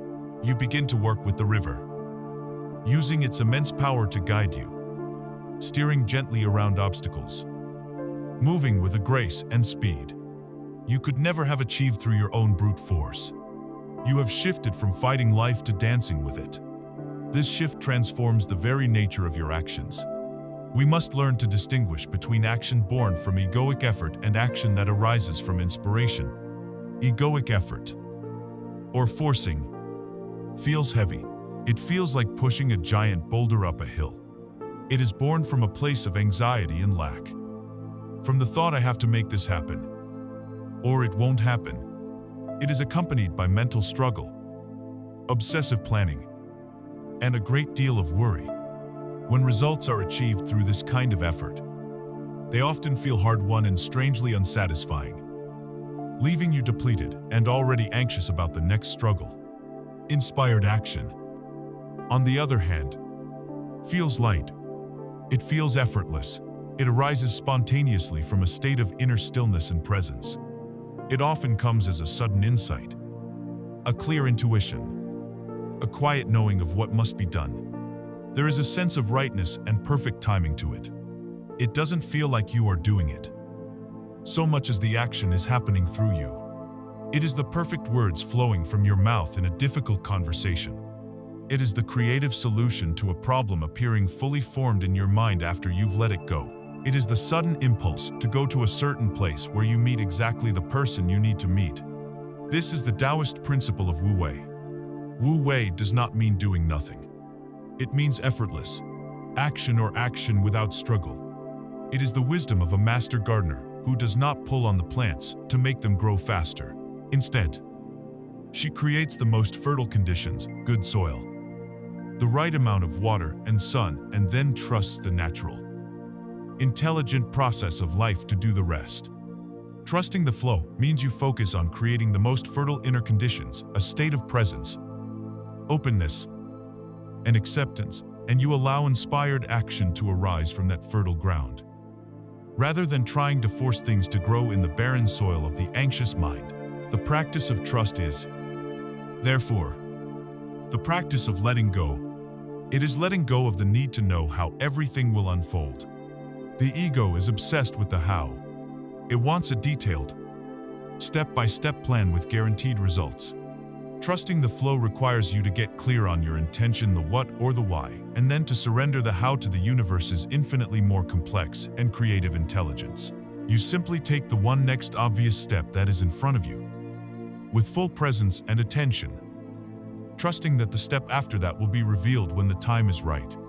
This requires a willingness to embrace uncertainty, to be comfortable in the space of not knowing. The ego fears uncertainty, but the awakened consciousness knows that the space of not knowing is the field of all possibility, the womb of all creation. This is not a passive state. You are not a limp ragdoll being tossed about by the river. You are the skilled boatman, alert, aware, and holding the rudder. You are actively participating, responding to the currents of life with wisdom and grace. You are a conscious co-creator in the dance. To trust the flow is the ultimate surrender of the ego's deepest fears. It is a fundamental declaration that the universe is benevolent and intelligent, that you are supported, and that you do not have to carry the burden of the world on your shoulders. This profound inner shift from control to trust, from forcing to flowing, inevitably revolutionizes how you interact with everything and everyone around you. When you cease trying to control life, you naturally cease trying to control other people. You no longer see them as objects to be managed for your own security or satisfaction. This dismantles the entire foundation of ego-based relationships, which are built on need, fear, and control, and opens the door to a completely new way of relating to one another, a way based not on attachment, but on freedom, not on expectation, but on acceptance, a way of conscious love, as we learn to trust the universal flow and relinquish our ego's desperate need for control. The quality of our entire life begins to change. Nowhere is this transformation more profound, more challenging, and ultimately more rewarding than in the arena of our intimate relationships. For most people, relationships are the primary source of both their greatest joy and their deepest suffering. They are the fertile ground where the ego plays out its most dramatic games of need, attachment, and control, and where the pain body finds its richest meals. A relationship can be the ego's favorite hiding place, or it can become the most powerful catalyst for awakening you will ever encounter. It can be your asana, your sacred spiritual practice, the fire that burns away everything that is not love. The shift from an egoic relationship to a conscious one is not merely an improvement. It is a quantum leap into a new dimension of human connection. To understand the nature of a conscious relationship, we must first dissect the anatomy of the standard egoic relationship, which is built not on love, but on need. The ego, as we know, is an entity defined by a sense of lack. It feels incomplete, like a puzzle piece with jagged edges. and it is constantly searching for another piece to plug into its emptiness and make it feel whole. When the ego says "I love you," it often carries a hidden, unconscious subtext. What it really means is, "I love the way you make me feel. I love that you see me and validate my existence. I need you to be the source of my happiness and to save me from my own inner turmoil." The other person is not truly seen for who they are. They are seen as a means to an end, a fulfillment of a need. This is not love, it is addiction. We become addicted to the presence, validation, and emotional highs the other person provides. And like any addiction, it is rooted in fear. The fear of loss, the fear of abandonment, the fear of having to face our own inner emptiness once again. From this foundation of need and attachment, the twin demons of control and blame inevitably arise, because the ego has made the other person responsible for its well-being. It must then attempt to control them. It needs to control their behavior, their feelings, even their thoughts, to ensure the steady supply of validation continues. This leads to jealousy, possessiveness, and endless conflict over rules and expectations. When the partner, being a sovereign individual, inevitably fails to live up to this impossible role of being your personal savior, the ego's love quickly turns to its opposite. Blame, criticism, anger, and emotional manipulation become the tools used to punish the other person for failing to make you happy. It is at this point that the dance of the pain bodies begins in earnest. Often, two people's pain bodies have a subconscious resonance. Your core wound perfectly triggers your partner's core wound, and vice versa. A woman with a deep abandonment wound may be attracted to a man with a deep fear of engulfment. His need for space triggers her fear, which causes her to cling, which triggers his fear, which causes him to withdraw further. This cycle of intense drama feels, to the ego, like passion, but it is simply two pain bodies feeding on each other. A vortex of shared unconsciousness. The dawn of a conscious relationship begins with a radical shift in orientation. You stop looking to your partner to get something from them, whether it's love, security, happiness, or a sense of self-worth.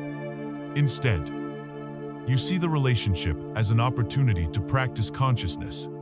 Your primary commitment is no longer to the other person, but to the present moment. Your partner is then the person you have chosen to share that presence with. The foundation of the relationship becomes not mutual need, but a shared intention to awaken.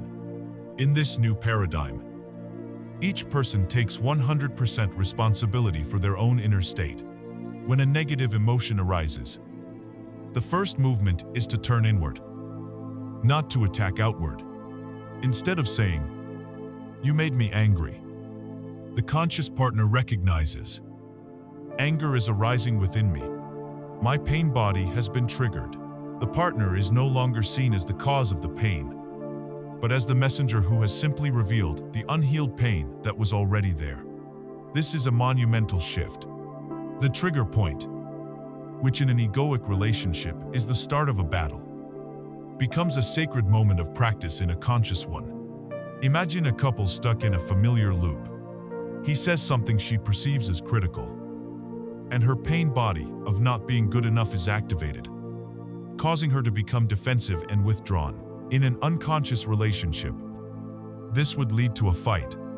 In a conscious relationship, she might pause, take a breath, and say, "When you said that, I noticed a strong feeling of shame and inadequacy arising in me. This is my old pain body. Can you just be present with me for a moment while I feel this?" She is not blaming him. She is taking ownership of her inner experience. He, in turn, instead of getting defensive himself, recognizes this as her practice. He doesn't try to fix it. He simply provides a space of loving, non-judgmental presence, allowing her to feel the emotion without being consumed by it. In that moment, the thing that would have driven them apart becomes a gateway to a deeper and more authentic intimacy. They are using their relationship as a crucible for transformation, helping each other burn away the dross of the past. This is what allows true love to flourish. Egoic love is a possessive, needy emotion that can easily turn to hate. Conscious love is a state of being. It is the ability to see beyond your partner's ego, personality, and pain body, and to connect with the formless, timeless essence within them, the same silent, aware presence that is at the core of your own being. It is a meeting in consciousness. The love is not for their personality, but for the divinity that is expressing itself through their personality. True intimacy is not just sharing your bodies or your stories. It is the profound connection that occurs when two people can sit together in shared stillness, their minds quiet, their hearts open, simply being present with one another. When a relationship transforms from a source of endless drama and need into a shared spiritual practice, it becomes one of the most beautiful and sacred things on earth. It is no longer about two half people trying to form a whole, but about two whole people sharing their presence. As our closest relationships become a source of peace and grace rather than conflict, a new space opens within us. We are freed from the consuming drama of personal life, and we can begin to address a larger question. What is my relationship with the world? What is my purpose for being here? When our closest relationships transform from battlegrounds of the ego into sanctuaries for conscious practice, a tremendous amount of energy is liberated. We are no longer consumed by the exhausting dramas of need and control. This newfound inner space allows a deeper question to surface, a question that lies at the heart of the human journey. What is my purpose? For the ego, this question is a source of immense anxiety. It conceives of purpose as a singular, grand destination, a specific, impressive role it must find and achieve in the world in order to be considered a success. It is the quest to become a famous artist, a CEO, a great humanitarian, a perfect parent. The ego believes that purpose is something out there, a hidden treasure that, once found, will finally bestow meaning and fulfillment upon our lives.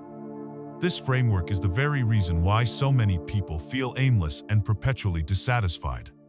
They are looking for their purpose in the world of form, not realizing that true purpose is not something you find, but something you align with, something that is already present within you, waiting to be discovered in this very moment. To unravel this, we must understand that purpose exists in two dimensions: inner purpose and outer purpose. Outer purpose is what you do in the world. It is your job, your goals, your activities, your relationships. It relates to the horizontal dimension of your life, the unfolding of events in time. This can be anything from raising a family to starting a business, from creating a piece of art to caring for a sick relative. Outer purpose is important. It is how consciousness interacts with the world of form, but it is always secondary. Your primary purpose is your inner purpose. Inner purpose has nothing to do with what you do, and everything to do with your state of consciousness. It is about how you do what you do. Your inner purpose is always the same: to awaken. It is to be present. It is to extricate your consciousness from the compulsive stream of egoic thought and to align yourself with the vertical, timeless dimension of the now. This is the most liberating truth. You can embrace your primary purpose in life, in every situation, is simply to bring the quality of conscious presence to it. That's it. Whether you are washing the dishes, negotiating a business deal, or sitting with a dying friend, your primary purpose is to be fully there, to act as a space of awareness. Inner purpose must be primary because all outer forms are transient. Your career will one day end. Your children will grow up and leave home. Your physical body will age and change. Your goals, once achieved, will be replaced by new ones. If your entire sense of identity and purpose is invested in these temporary, external forms, you are building your house on a foundation of sand. You are setting yourself up for an eventual crisis of meaning when those forms inevitably dissolve. But your inner purpose, to be a vessel for consciousness, is timeless. It does not depend on any external condition. By making inner purpose your foundation, you build your house on the rock of being, which can never be taken from you. The famous parable of the 3 stonecutters illustrates this perfectly. A traveler comes upon 3 men working in a quarry, all performing the exact same laborious task of hewing large blocks of stone under the hot sun. He approaches the first stonecutter, whose face is etched with misery and resentment. "What are you doing?" the traveler asks. The man snorts and replies, "What does it look like I'm doing? I'm hammering this cursed rock. It's back-breaking work, and I can't wait for this day to be over." This man is completely identified with the unpleasantness of the physical task and the egoic story of his own suffering. His action is devoid of any larger meaning. The traveler moves to the second stonecutter, who seems more methodical and resigned. "And what are you doing?" he asks. The man wipes sweat from his brow and says, "I am a stonecutter. I am earning a wage to feed my wife and children." This is a more noble purpose. He has connected his action to an outer goal, his role as a provider. This gives him a reason to endure the hardship. It is a functional, outer purpose. Finally, the traveler approaches the third stonecutter. This man is also sweating. His muscles are also straining, but his eyes hold a light of serene joy. He moves with a focused grace. "And you, sire, what are you doing?" the traveler asks. The man pauses, looks up at the sky as if seeing something beyond the quarry, and a smile spreads across his face. "I," he says, "am building a great cathedral." All 3 men were engaged in the same outer activity, but their inner state of consciousness, their alignment with purpose, was worlds apart. The third stonecutter had unified his inner and outer purpose. His small, repetitive, present-moment action was imbued with the energy of a vast, transcendent goal. But more importantly, he was not just waiting for the cathedral to be finished to feel a sense of fulfillment. The fulfillment was present in the act itself. The very act of cutting the stone now was a sacred act, because he was doing it with full presence and devotion. He was building a cathedral not just out there, but within himself, with every conscious breath and every mindful strike of the hammer. This brings us to a crucial question. If I just focus on my inner purpose of being present, how will I know what my outer purpose is supposed to be? The beautiful paradox is that when you make your inner purpose the priority, your outer purpose unfolds on its own, with a grace and effortlessness the striving ego could never manage. When your primary intention is to bring consciousness to this moment, you stop polluting your actions with negativity, anxiety, and fear. You become a clear channel. Instead of your ego frantically trying to figure out a life plan based on its limited knowledge and conditioned desires, you allow a greater intelligence to work through you. Inspired action arises. Synchronistic opportunities appear. Doors open that you never even knew existed. You stop trying to force a specific flower to bloom and you focus instead on tending the soil of your own consciousness. When the soil of your being is rich with presence, acceptance, and peace, the most beautiful and appropriate expressions for your unique life, your outer purpose will grow from it naturally.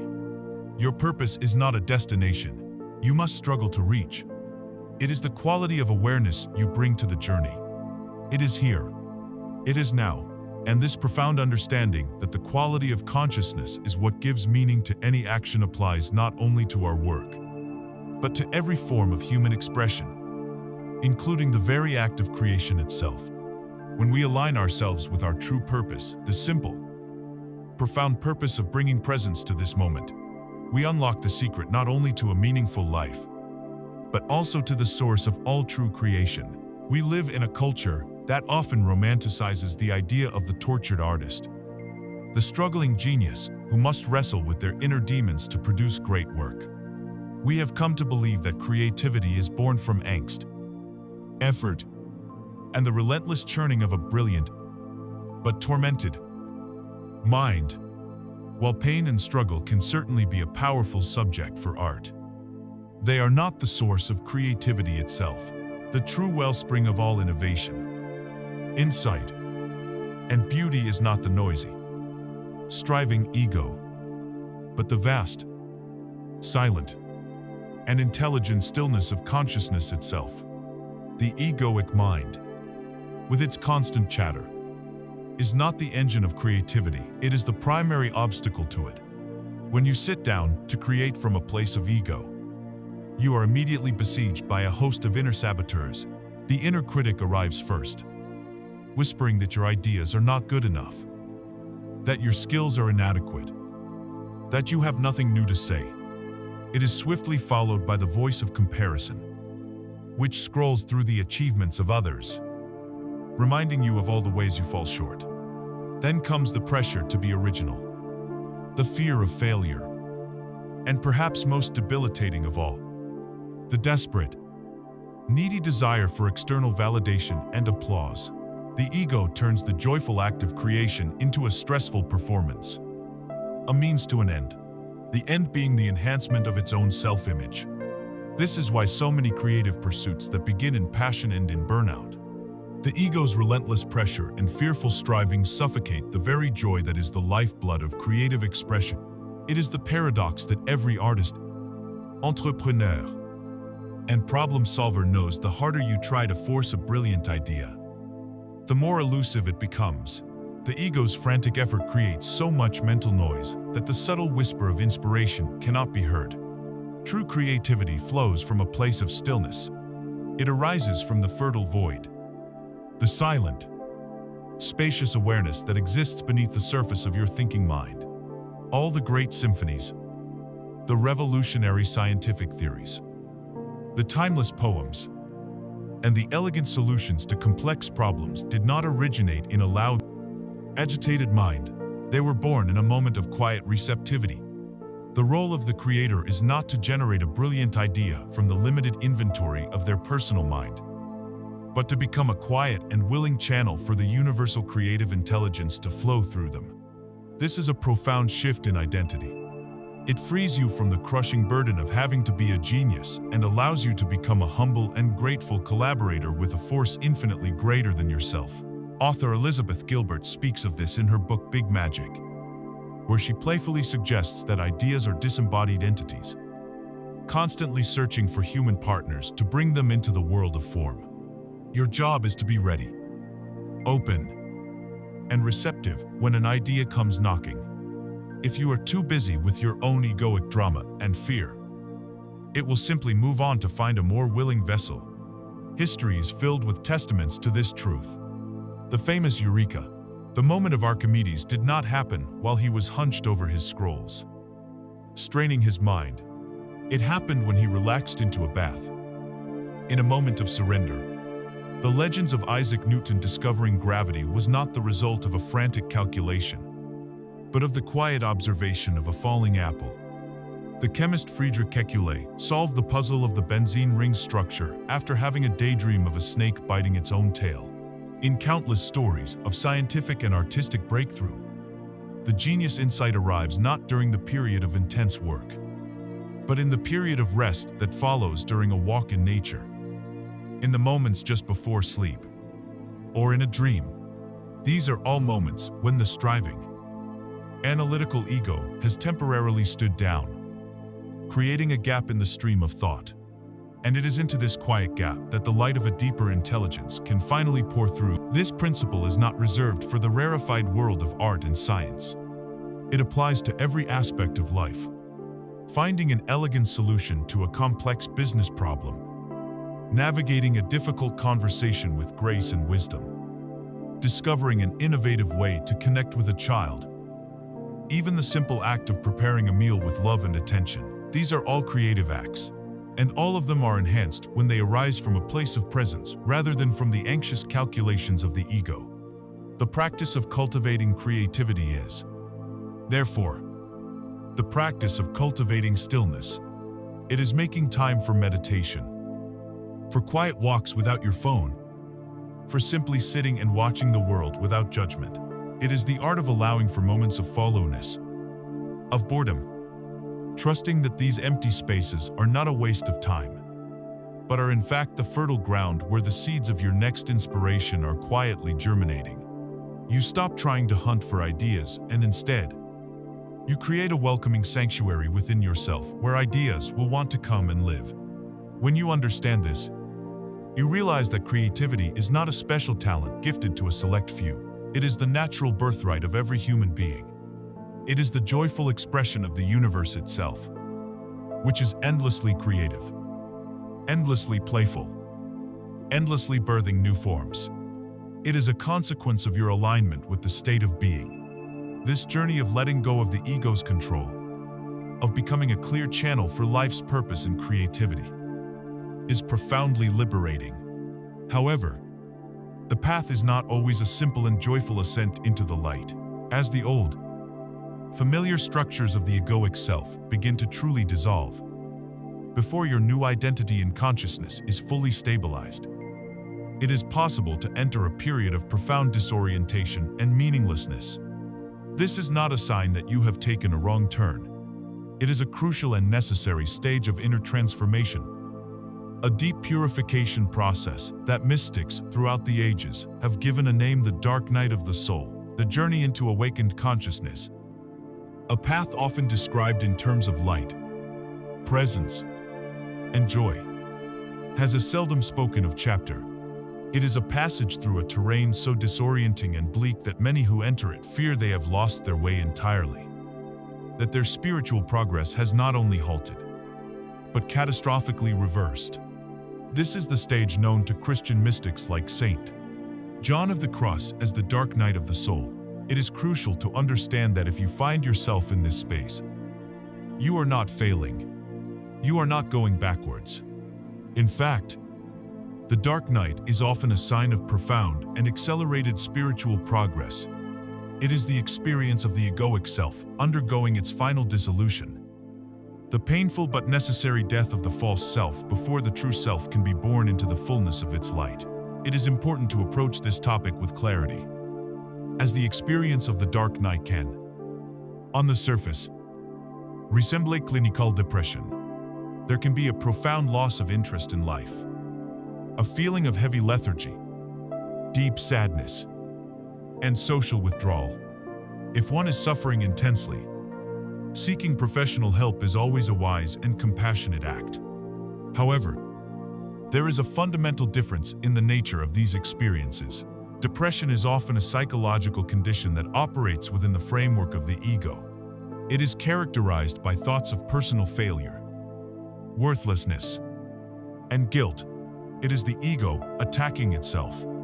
The dark night of the soul, while containing some of these emotional qualities, is something different. It is a metaphysical crisis. It is not the ego attacking itself, but the very foundation of the ego beginning to crumble. The sense of a separate, personal me is dissolving, and to the part of you that is still identified with that me, this feels like annihilation. The things that once gave your life meaning, your ambitions, your achievements, your relationships, your beliefs suddenly feel hollow and empty. Even your spiritual path can feel like a dead end. The joy you once found in meditation may vanish, and any sense of connection to God or a higher power may feel completely severed. This is perhaps the most confusing part of the dark night. The very path that once brought you comfort now seems to offer none. To understand this process, the metaphor of a caterpillar transforming into a butterfly is exquisitely accurate. The caterpillar, representing the egoic self, lives its life consuming, growing, and operating according to its programming. At a certain point, it is compelled by an inner intelligence to spin a chrysalis around itself. This chrysalis is a container for transformation. But what happens inside is not a simple, linear process of sprouting wings. The caterpillar's entire structure dissolves. It literally disintegrates into a nutrient-rich, primordial soup. It is a state of complete formlessness, of biological surrender. It is no longer a caterpillar, but it is not yet a butterfly. This gooey, undefined, in-between stage is the dark night of the soul. The old you is gone. Your old motivations, your old identity, your old way of seeing the world, it has all dissolved. But the new you, the butterfly of awakened consciousness, has not yet fully formed.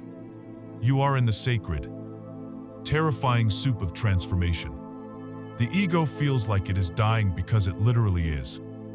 It is losing its structure, its stories, its control. This is the ego's last stand. And it will not go quietly. It may unleash waves of intense fear, profound doubt, and deep despair, trying to convince you that this dissolution is a catastrophic error, that you should abandon this path and return to the familiar, predictable life of being a caterpillar. So how does one navigate this profound and challenging passage? The answer is simple to state, but requires immense courage to practice. You must surrender to the process. You cannot think your way out of the dark night. The thinking mind is part of the structure that is dissolving. Trying to fix the situation with thought is like the caterpillar soup trying to reassemble itself into a caterpillar. It is counterproductive. This is what St. John of the Cross called a passive night, where the soul's primary work is not to act, but to allow itself to be acted upon by the transformative grace of a higher intelligence. Your job is not to find the light, but to endure the darkness with as much trust as you can muster. This calls for a practice of radical self-compassion. This is not a time to push yourself or to demand spiritual performance. It is a time for extreme gentleness. You must treat yourself as if you are recovering from a major surgery. Simplify your life as much as possible. Postpone any major decisions. Spend quiet time in nature, which holds the wisdom of cycles and transformation. Rest more than you think you need. The most important practice is to simply allow the feelings of emptiness, grief, and disorientation to be there, without creating a mental story around them. You feel the deep sadness, but you don't add the thought, "My life is meaningless." You feel the fear, but you don't add the thought, "I am lost forever." You simply hold the raw energy of the experience in a space of gentle, non-judgmental awareness. You must trust the process. You must hold on to the deep knowing that this darkness is not a meaningless abyss, but a sacred womb. It is a profound purification, burning away the deepest residues of fear and separation that you could not have accessed in your normal state. It is a hidden grace, preparing the ground of your being for a much more stable and luminous reality. The dark night ends when the process of dissolution is complete. It ends when you have surrendered on a level you did not know was possible. And what is born on the other side of this darkness? What emerges from the chrysalis after the great undoing is a new state of being. The dawn that breaks after this long night is unlike any light you have known before. It is not the ego's fleeting happiness, but the unshakable peace of being itself. The most profound shift is that the tight, constricted sense of being a separate, isolated self, a fragile ego in a vast and alienating world, has fallen away. In its place arises a direct, lived, and undeniable experience of your profound connection to all of life. The illusion of separation, the root cause of all fear, has been healed, and you realize, not as a concept but as a living truth, the luminous, interconnected reality of oneness. When the dark night of the soul gives way to the dawn, the light that emerges is not the familiar light of the everyday sun. It is a light that illuminates the world from within, revealing a reality so profoundly different from the one you knew that it can only be described as a homecoming to a home you never knew you had left. The defining characteristic of this new consciousness is the complete and utter dissolution of the illusion of separation, the painful, constricted feeling of being an isolated self. A fragile ego, adrift in a vast and alien universe, simply falls away. In its place arises the direct, lived, undeniable experience of oneness, the profound and peaceful realization that you are fundamentally interconnected with everything and everyone. A seamless part of a single, living, intelligent whole. This is not a concept to be believed. but a truth to be experienced. It is the healing of the primal wound of existence. For our entire lives, we are conditioned to experience reality through the narrow aperture of the separate self. We are taught that I am in here, inside this skin, and the rest of the world is out there. The spiritual teacher Alan Watts called this the skin-encapsulated ego. This belief in our fundamental separateness is the root cause of all human fear and conflict. Because we feel separate, we feel vulnerable, and so we become afraid. We fear other separate selves, who we see as competitors for scarce resources or threats to our survival. We fear the world itself, seeing it as a collection of alien forces to be conquered and controlled. We fear death, because it represents the ultimate annihilation of our separate, personal identity. This sense of being a lonely fragment is the source of all loneliness, all alienation, all greed, and all violence. And we expend a tremendous amount of life energy maintaining this illusion, constantly policing the borders of the self, comparing ourselves to others, defending our opinions, and striving to enhance our personal story. It is an exhausting and ultimately futile endeavor. The most powerful metaphor to grasp the truth of oneness is that of the wave and the ocean. Imagine a single wave rising on the surface of the sea. From its limited perspective, it might believe it is a separate entity. It has a beginning and an end. It has a unique size and shape. It looks at the other waves and thinks, I am bigger than that one, but smaller than that one. I hope I don't crash into the shore too soon. The wave lives in a state of constant anxiety and competition, fundamentally identified with its temporary form. The awakening of the wave is the moment it realizes the truth of its nature. It is not in the ocean, it is the ocean. It is a temporary expression of the entire, vast, unified body of water. Its form as a wave is just the way the ocean is choosing to dance in that particular place at that particular time. In this realization, the wave's fear dissolves. How can it fear death when it knows it is the entire deathless ocean? How can it compete with other waves when it knows they are all expressions of the same one substance? It has not lost its individuality. It has simply realized that its individuality is an expression of its universality. This is the human journey. We are waves who have forgotten we are the ocean. Awakening is the remembrance. This ancient spiritual insight is now, remarkably, being echoed in the laboratories of modern science, quantum physics, in probing the very deepest levels of reality, has revealed a world that defies all our classical, common-sense notions of separation. The principle of quantum entanglement, what Einstein famously called spooky action at a distance, shows that two particles can be so deeply interconnected that they behave as a single system.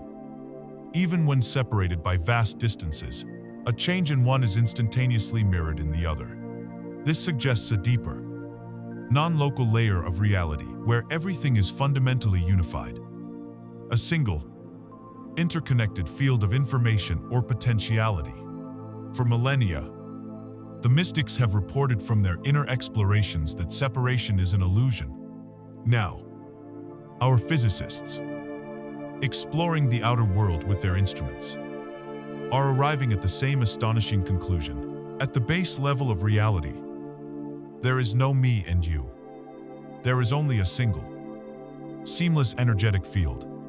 The lived experience of this truth irrevocably changes your relationship with others. It is the birth of true, unforced compassion. In the egoic state, we might practice empathy, which is the mental effort of trying to imagine what another person is feeling. But true compassion, born from the realization of oneness, is not an act of imagination. It is an act of recognition. You look at another person, and you no longer see a separate other. You see yourself in a different form. You feel their joy as your joy, their pain as your pain.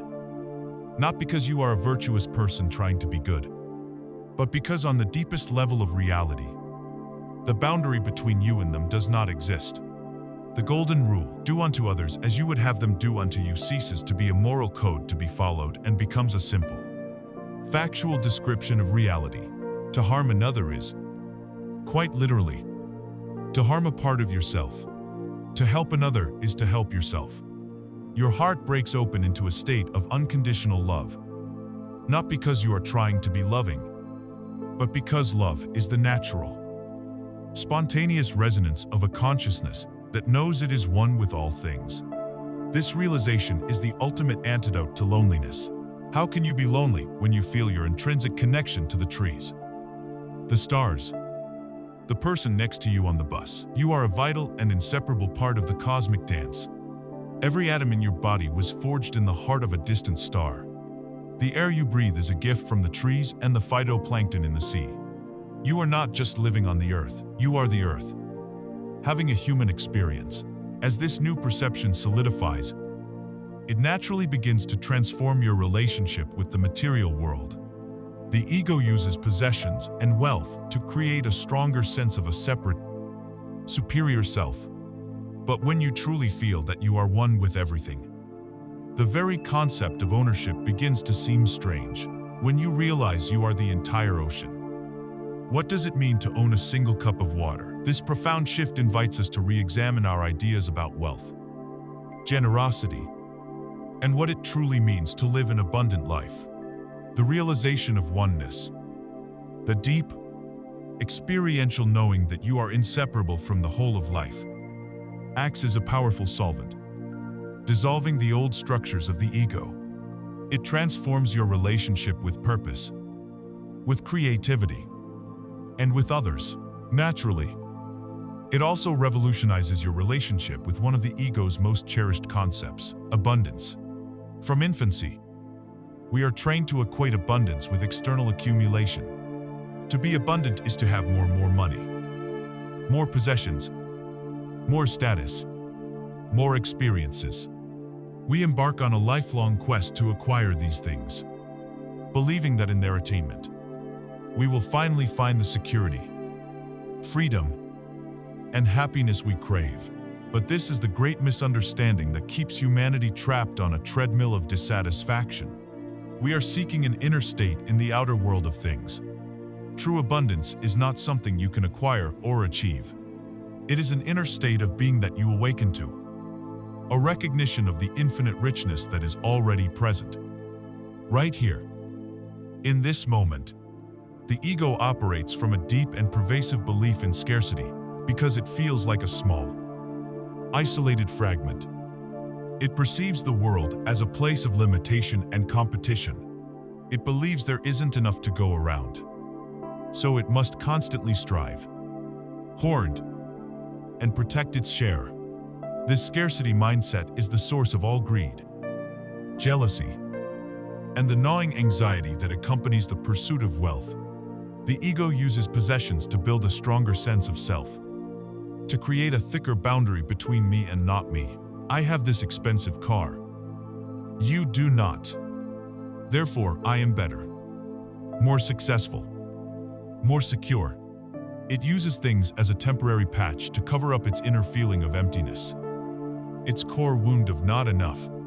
But the patch never holds for long. The anxious millionaire is a modern archetype of this spiritual poverty. He may have mansions, yachts, and a vast portfolio of assets, but he lives in a state of perpetual fear. He obsessively checks the markets. He trusts no one. He is terrified of losing what he has accumulated. His external world is a monument to abundance, but his inner world, his actual state of consciousness, is a cramped and barren prison of lack. He has everything, but he is in a state of profound poverty. True abundance is the complete opposite of this. It is a state of consciousness, not a state of circumstance. It is the deep, inner feeling of sufficiency, of wholeness, of gratitude. It is a shift in attention from what is absent in your life to what is present. The most powerful gateway to this state is the practice of gratitude. This is not the polite, superficial thank you of social convention. It is a profound spiritual practice of consciously placing your attention on the riches you already possess. Right now, you are breathing air, the most essential substance for life, is being given to you freely and lavishly with every breath. This is an act of staggering abundance. The chair you are sitting on is supporting you completely. The light that allows you to see is bathing your environment.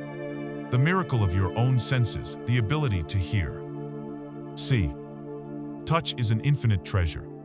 When you consciously acknowledge these simple, present moment realities, your state of being shifts instantly.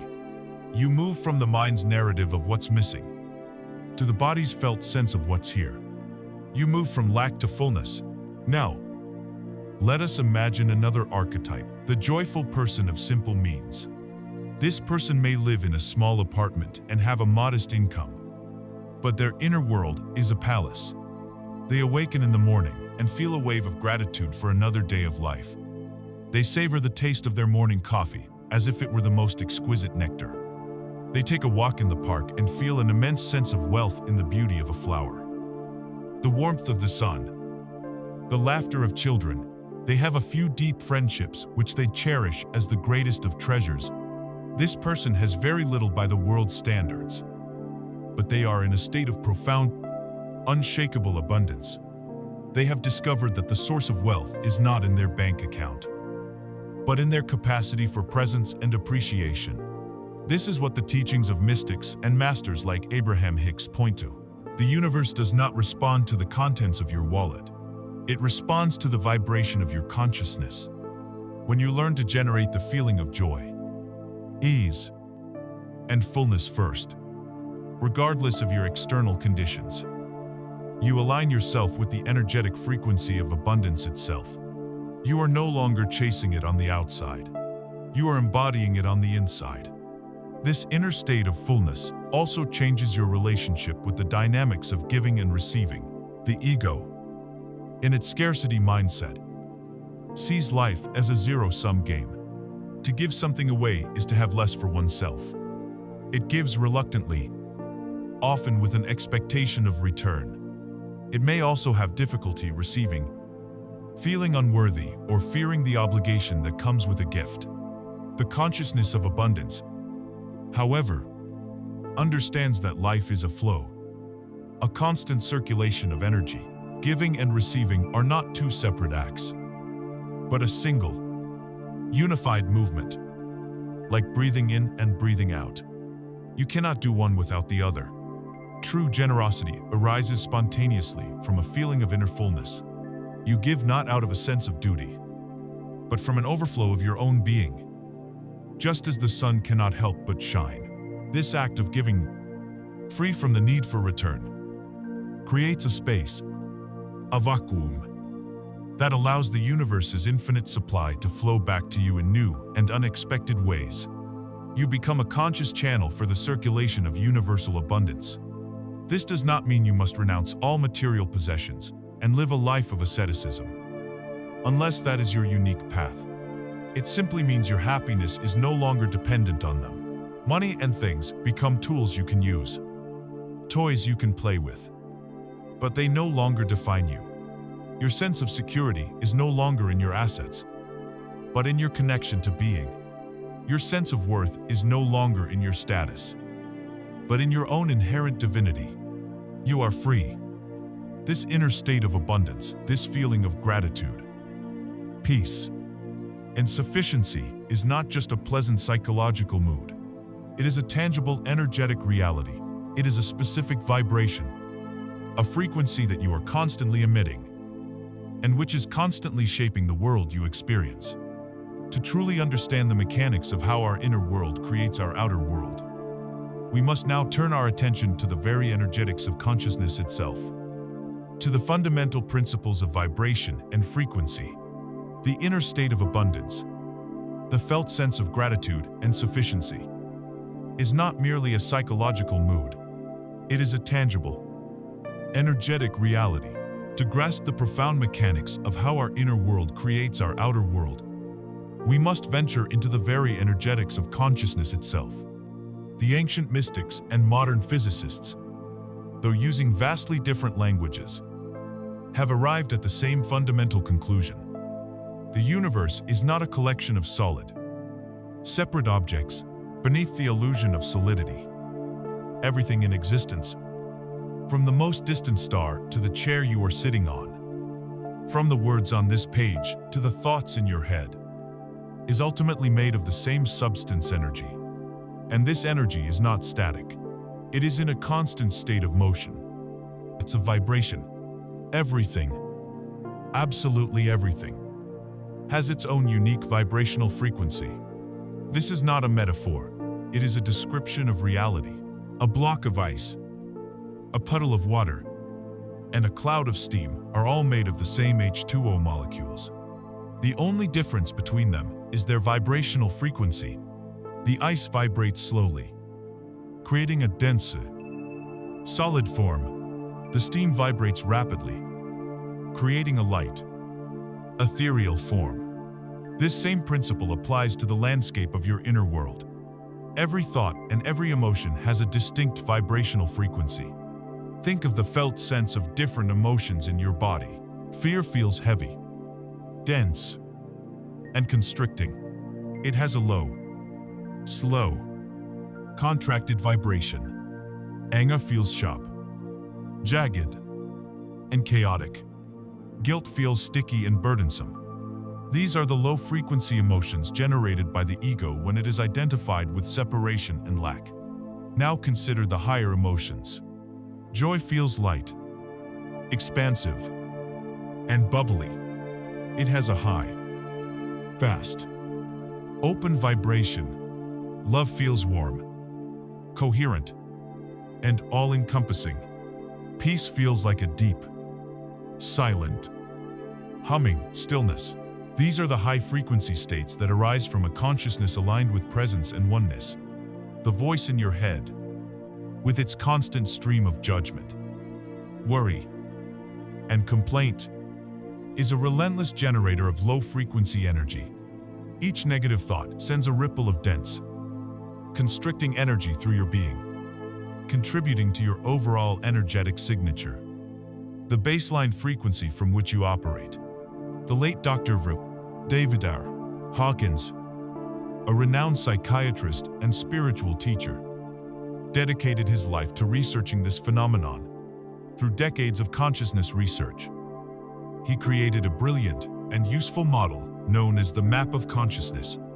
He used applied kinesiology to calibrate the energetic frequency of different levels of human emotion and consciousness on a logarithmic scale from 1 to 1000. At the very bottom of the scale are the lowest frequency states associated with the egoic victim mentality, shame, which calibrates at 20, is perilously close to death. Then comes guilt at 30, apathy and despair at 50, grief at 75, and fear at 100. Moving up, we find grasping desire at 125, anger at 150, and pride at 175. All these states are ego-driven, negative, and characterized by a feeling that life is happening to you. They are states of force, struggle, and suffering. The great turning point on the map occurs at the level of courage, which calibrates at 200. This is the first level of true power and integrity. It is the moment you stop being a victim of your circumstances and begin to take responsibility for your experience. From here, consciousness ascends through neutrality, willingness, acceptance, and reason. Then it makes another quantum leap into the truly high-frequency states. Love at 500, joy at 540, peace at 600, and finally, enlightenment at 700 to 1000. The most practical way to understand this map is to use the analogy of a radio receiver. Your dominant level of consciousness is the frequency your radio is tuned to. If your consciousness is habitually tuned to the frequency of fear, which calibrates at 100, you will only be able to pick up the Fear FM broadcast. The world you experience will be a fearful place. You will notice threats everywhere. You will attract untrustworthy people. And you will interpret neutral events through a lens of anxiety. The universe seems to be giving you reasons to be afraid because your receiver can only pick up fearful information. If Through spiritual practice, you raise your baseline consciousness to the level of love, calibrating at 500. You have changed the station. You are now tuned to Love FM. In this same world, you now experience a completely different reality. You notice beauty and kindness everywhere. You experience deep connection with others. You attract loving and supportive situations. The world hasn't changed. Your point of reception has. You cannot get the love station by begging the radio that is tuned to fear. You must change the frequency of the receiver itself, raising your vibration. Then is not some vague, esoteric command. It is the tangible result of the inner work we have been discussing. Every time you choose presence over egoic thought, you raise your vibration. Every time you witness the pain body without becoming it, you raise your vibration. Every time you practice genuine gratitude, you move from the low frequency of lack to the high frequency of abundance. Every time you choose surrender over resistance, acceptance over judgment, compassion over blame, you are literally turning the dial of your consciousness to a higher frequency. This brings us to the deepest understanding of the law of attraction. It is simply the law of resonance. Like frequencies attract like frequencies. A low-frequency consciousness will inevitably attract and create a reality that reflects that low frequency. A high-frequency consciousness will inevitably attract and create a reality that is a mirror of its own beautiful state. The universe is not a cosmic butler responding to your wishes, nor is it a moralistic judge giving you what you deserve. It is a neutral, impersonal field of energy that precisely mirrors your own energetic output. Your life is a perfect reflection of your level of consciousness. The key to creating a beautiful life, therefore, is not to manipulate the outer world, but to dedicate yourself to becoming a beautiful consciousness. But this raises the most practical question of all. It is one thing to feel peaceful and loving on a meditation cushion. But how do we maintain this high-frequency state when we are stuck in traffic, dealing with a difficult boss, or faced with the endless challenges of daily life? The answer is not to retreat from the world, but to learn how to turn the world itself into our monastery. The answer lies in mastering the art of conscious living. We have explored the profound truth that our inner state of consciousness, our energetic frequency, is the primary creative force in our lives. We understand that by cultivating states of love, peace, and gratitude, we tune ourselves to a higher reality. This naturally leads to a most practical question. How do we maintain this high vibrational state while living in the real world? How do we hold on to peace when faced with traffic jams, difficult colleagues, and the endless demands of modern life? The answer is not to be found by retreating from the world into a cave. The ultimate goal of this journey is not to become a professional meditator who is only peaceful on a cushion. The goal is to dissolve the boundary between your spiritual practice and your daily life until they become one and the same. It is to learn the sacred art of conscious living, where every moment, no matter how mundane, becomes an opportunity to be present, and every challenge, no matter how frustrating, becomes a teacher in disguise. Your kitchen, your car, and your office become your new monastery. There is a famous Zen story that perfectly illustrates this. A student asks a great master, "What is the secret to enlightenment?" The master replies, "When I am hungry, I eat. When I am tired, I sleep." The student is confused and protests, "But master, everyone eats when they are hungry and sleeps when they are tired." The master smiles and says, "No. When most people eat, they are not just eating. They are thinking 1,000 thoughts, worrying about the future, replaying the past. When they sleep, they are not just sleeping. They are dreaming 1,000 dreams. When I eat, I just eat. When I sleep, I just sleep." This is the entire teaching. It is the art of bringing your whole being, your complete, undivided attention, to the simple, humble activity of the present moment. We can transform the most mundane chores into profound meditative practices When you are washing the dishes, instead of being lost in a mental fog of anxiety about your workday, bring your attention fully to the task at hand. Feel the warmth of the water on your skin. See the iridescent shimmer of the soap bubbles. Hear the gentle clink of the plates. Engage all of your senses. Do the dishes as if it is the most important thing in the universe. Because in that moment, it is. When you are driving, instead of succumbing to road rage, turn the car into a meditation chamber. Feel the gentle vibration of the steering wheel in your hands. Notice the ever-changing tapestry of colors and shapes outside your window.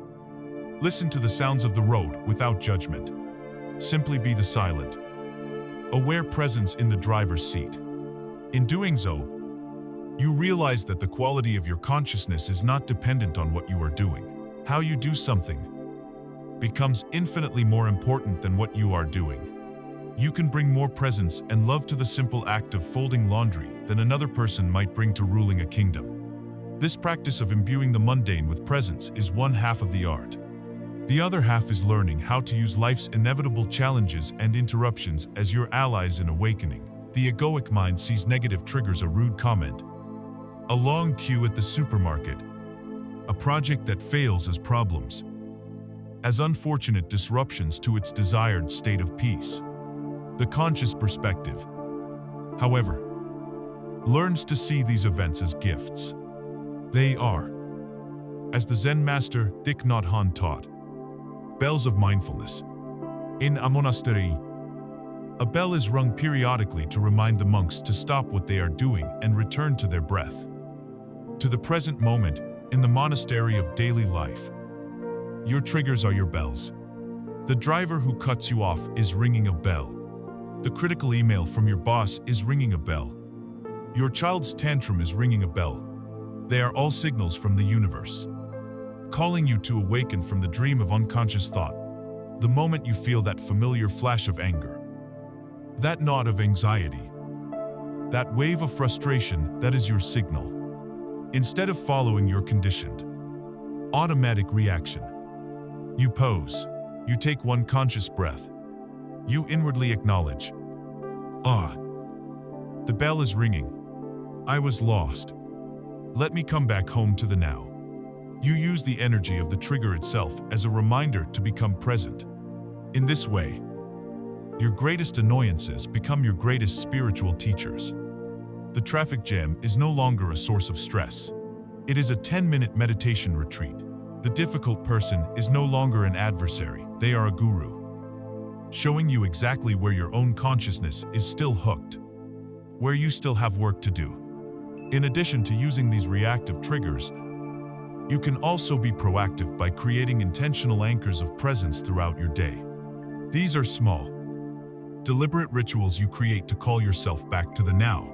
For example, you can make an agreement with yourself that every time you walk through a doorway, you will take one conscious step, feeling your foot on the floor, as a way of marking your entry into a new, present moment.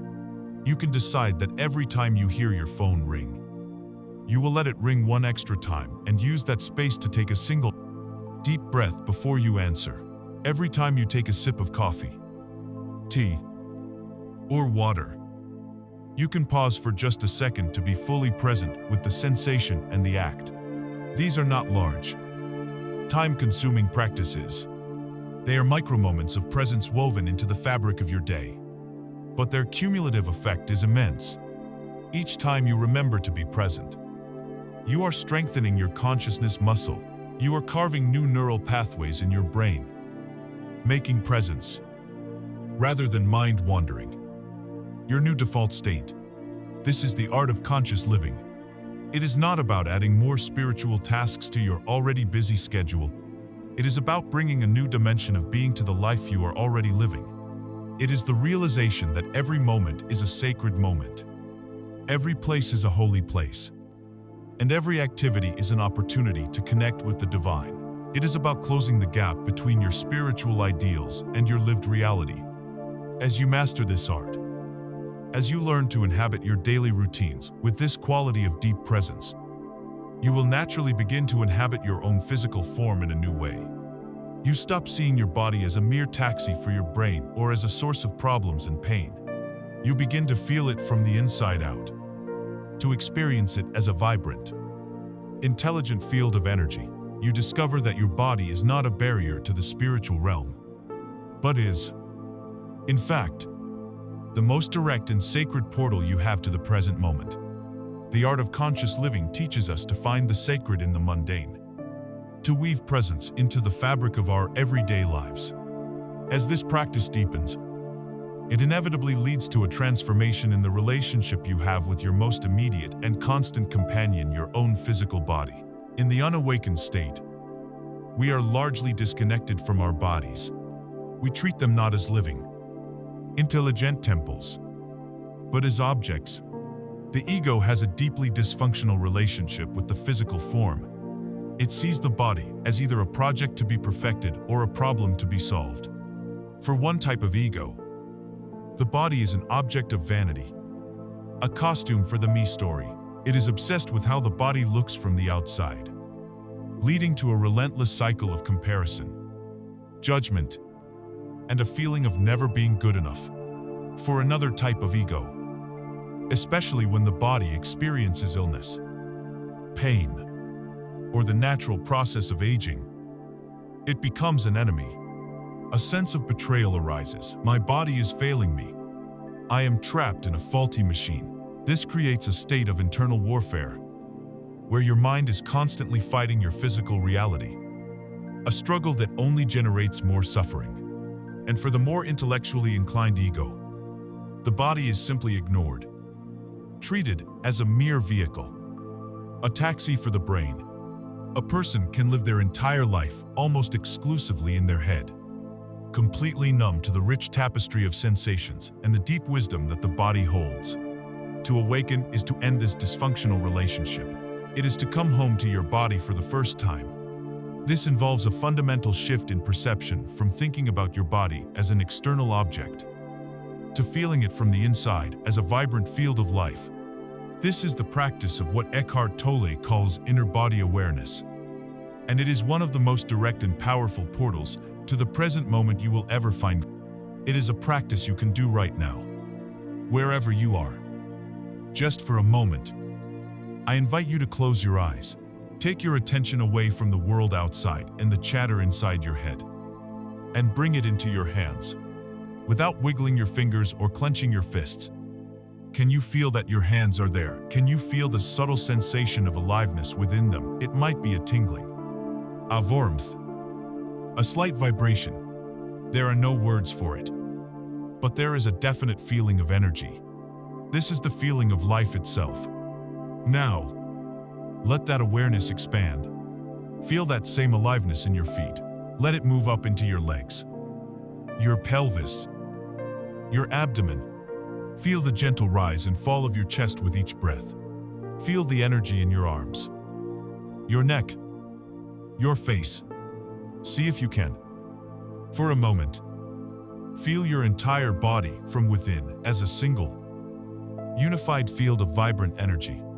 What you are doing in this moment is profoundly simple and yet radically transformative. You are withdrawing your consciousness from the time-bound, chaotic world of the thinking mind and anchoring it firmly in the timeless reality of the now. The compulsive stream of thought cannot survive when your attention is fully inhabiting the inner body. The mind's chatter may try to pull you away, but you can always return to the simple, undeniable sensation of aliveness within. This practice is a direct, non-conceptual path to stillness. It is your anchor in the storm of life. When you feel yourself being pulled into anxiety about the future or regret about the past, you can instantly come back to the present by feeling your inner body.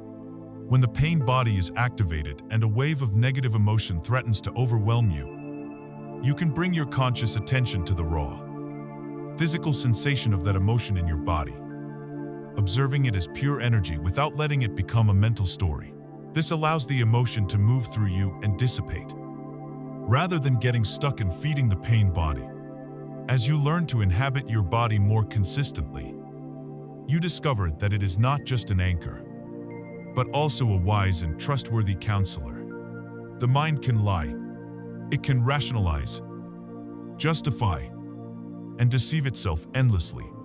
The body, however, does not know how to lie. It carries a deep, intuitive intelligence. It is constantly sending you signals and messages. But in your disconnected state, you have forgotten how to listen. You can begin to learn its language. Notice how your body feels in different situations and around different people. Does your stomach clench when you are about to agree to something you don't really want to do? That is your body saying no. Do you feel a sense of expansion and openness in your chest when you are with a particular person? That is your body saying yes. This is your gut feeling, your intuition, speaking to you in its native language of sensation. By learning to honor these subtle signals, you gain access to a source of guidance that is far more reliable than the conditioned, fearful, egoic mind. Your body becomes your truth meter, helping you to navigate your life with greater wisdom and authenticity. The body, then, is not an obstacle on the spiritual path. It is the path itself. It is not a prison for the soul, but a sacred instrument for experiencing the divine. It is your direct, tangible connection to life, your unwavering anchor in the present moment, and a source of profound intelligence.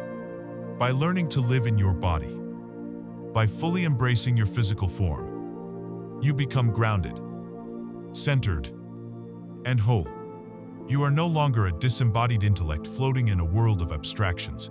You are an embodied consciousness, rooted in the earth, present to the miracle of life that is constantly unfolding within you and through you. This very act of embracing your embodied existence, of saying a deep and unconditional yes to your physical form, gives you the courage and stability to face the ego's ultimate fear. It prepares you to confront the undeniable truth that this beautiful, sacred temple, this precious portal to the now, is impermanent. By learning to fully live in the body, we find the strength to face the reality of its eventual death, not with fear, but with grace and understanding. As we learn to inhabit our bodies as sacred portals to the present, we become more grounded, more whole, and more deeply connected to the pulse of life itself. This profound embodiment gives us the stability and courage to face the final frontier of fear, the great shadow that lurks behind all other anxieties, the fear of death. For the ego, death is the ultimate terror. It is the absolute, non-negotiable end of its existence, the final invalidation of its lifelong project of self-importance. The entire structure of the egoic self is built to deny this truth, to distract from it, to fight it, and to fear it. But to awaken is to look this ultimate fear in the eye and to discover that it is, like all other fears, a profound illusion based on a case of mistaken identity. Transcending the fear of death is the final liberation, a doorway to a life of fearless love and boundless peace. The ego's terror of death stems from its complete and utter identification with form. The ego believes, without question, I am this body. I am this mind. I am this personality. I am this story.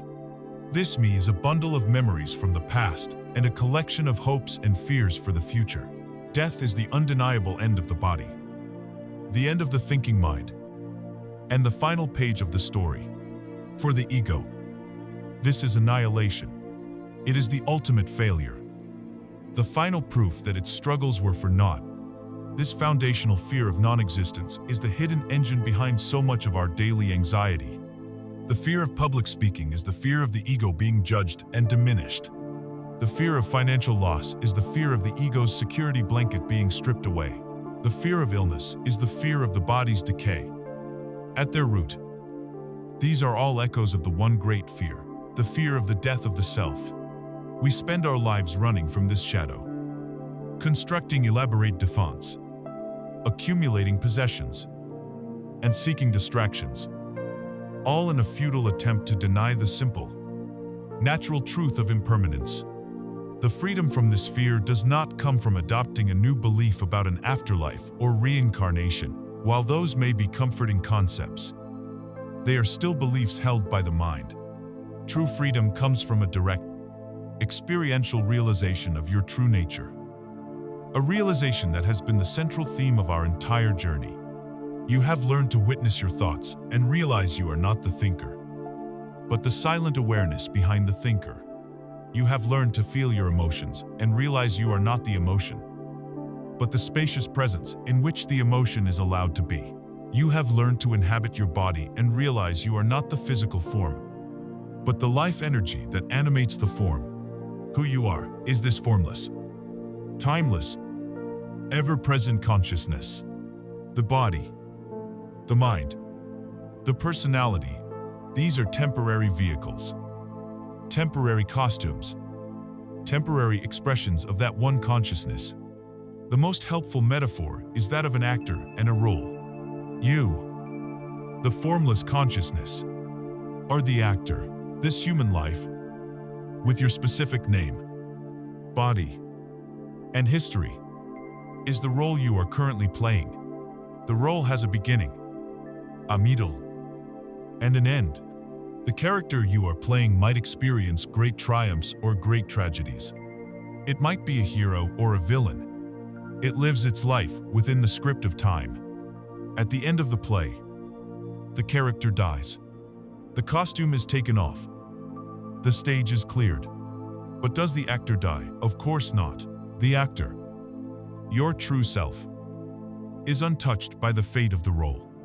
The actor simply moves on, forever itself, enriched by the experience of having played that part. You are the actor, not the role. You are the dreamer, not the dream. You are the ocean, not the wave.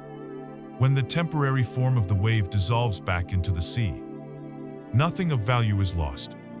The water, is essentielle nature, simply returns to its boundless, unmanifested state. Death is the wave returning home to the ocean. This understanding is at the heart of many of the world's great spiritual traditions.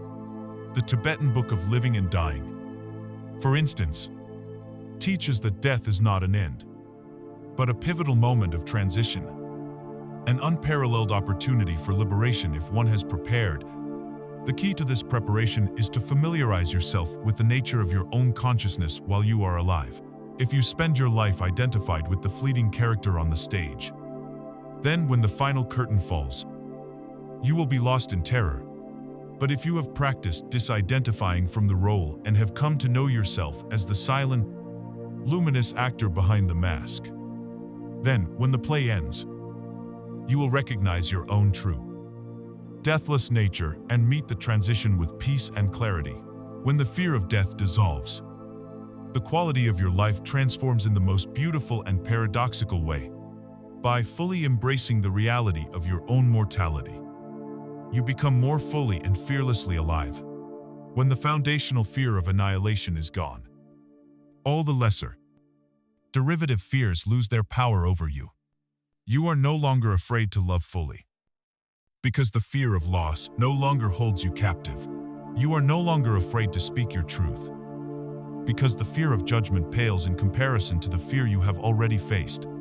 You become creatively and spiritually courageous, and willing to take risks and live from a place of authenticity rather than a place of timid conformity. You begin to hold the world with a light and loving touch. You can appreciate the breathtaking beauty of a sunset without desperately clinging to it, because you understand that its fleeting nature is part of what makes it so precious. Life ceases to be a problem to be solved or a threat to be managed, and it becomes a sacred gift to be celebrated. The acceptance of death, therefore, is not a morbid preoccupation. It is the final key that unlocks a life of complete freedom, joy, and peace. It is the ultimate surrender, the letting go of your identification with the temporary form and the final, absolute embrace of your true identity as the timeless, formless awareness in which all of life and death appear and disappear. With this ultimate act of trust, the spiritual journey comes to a kind of fulfillment.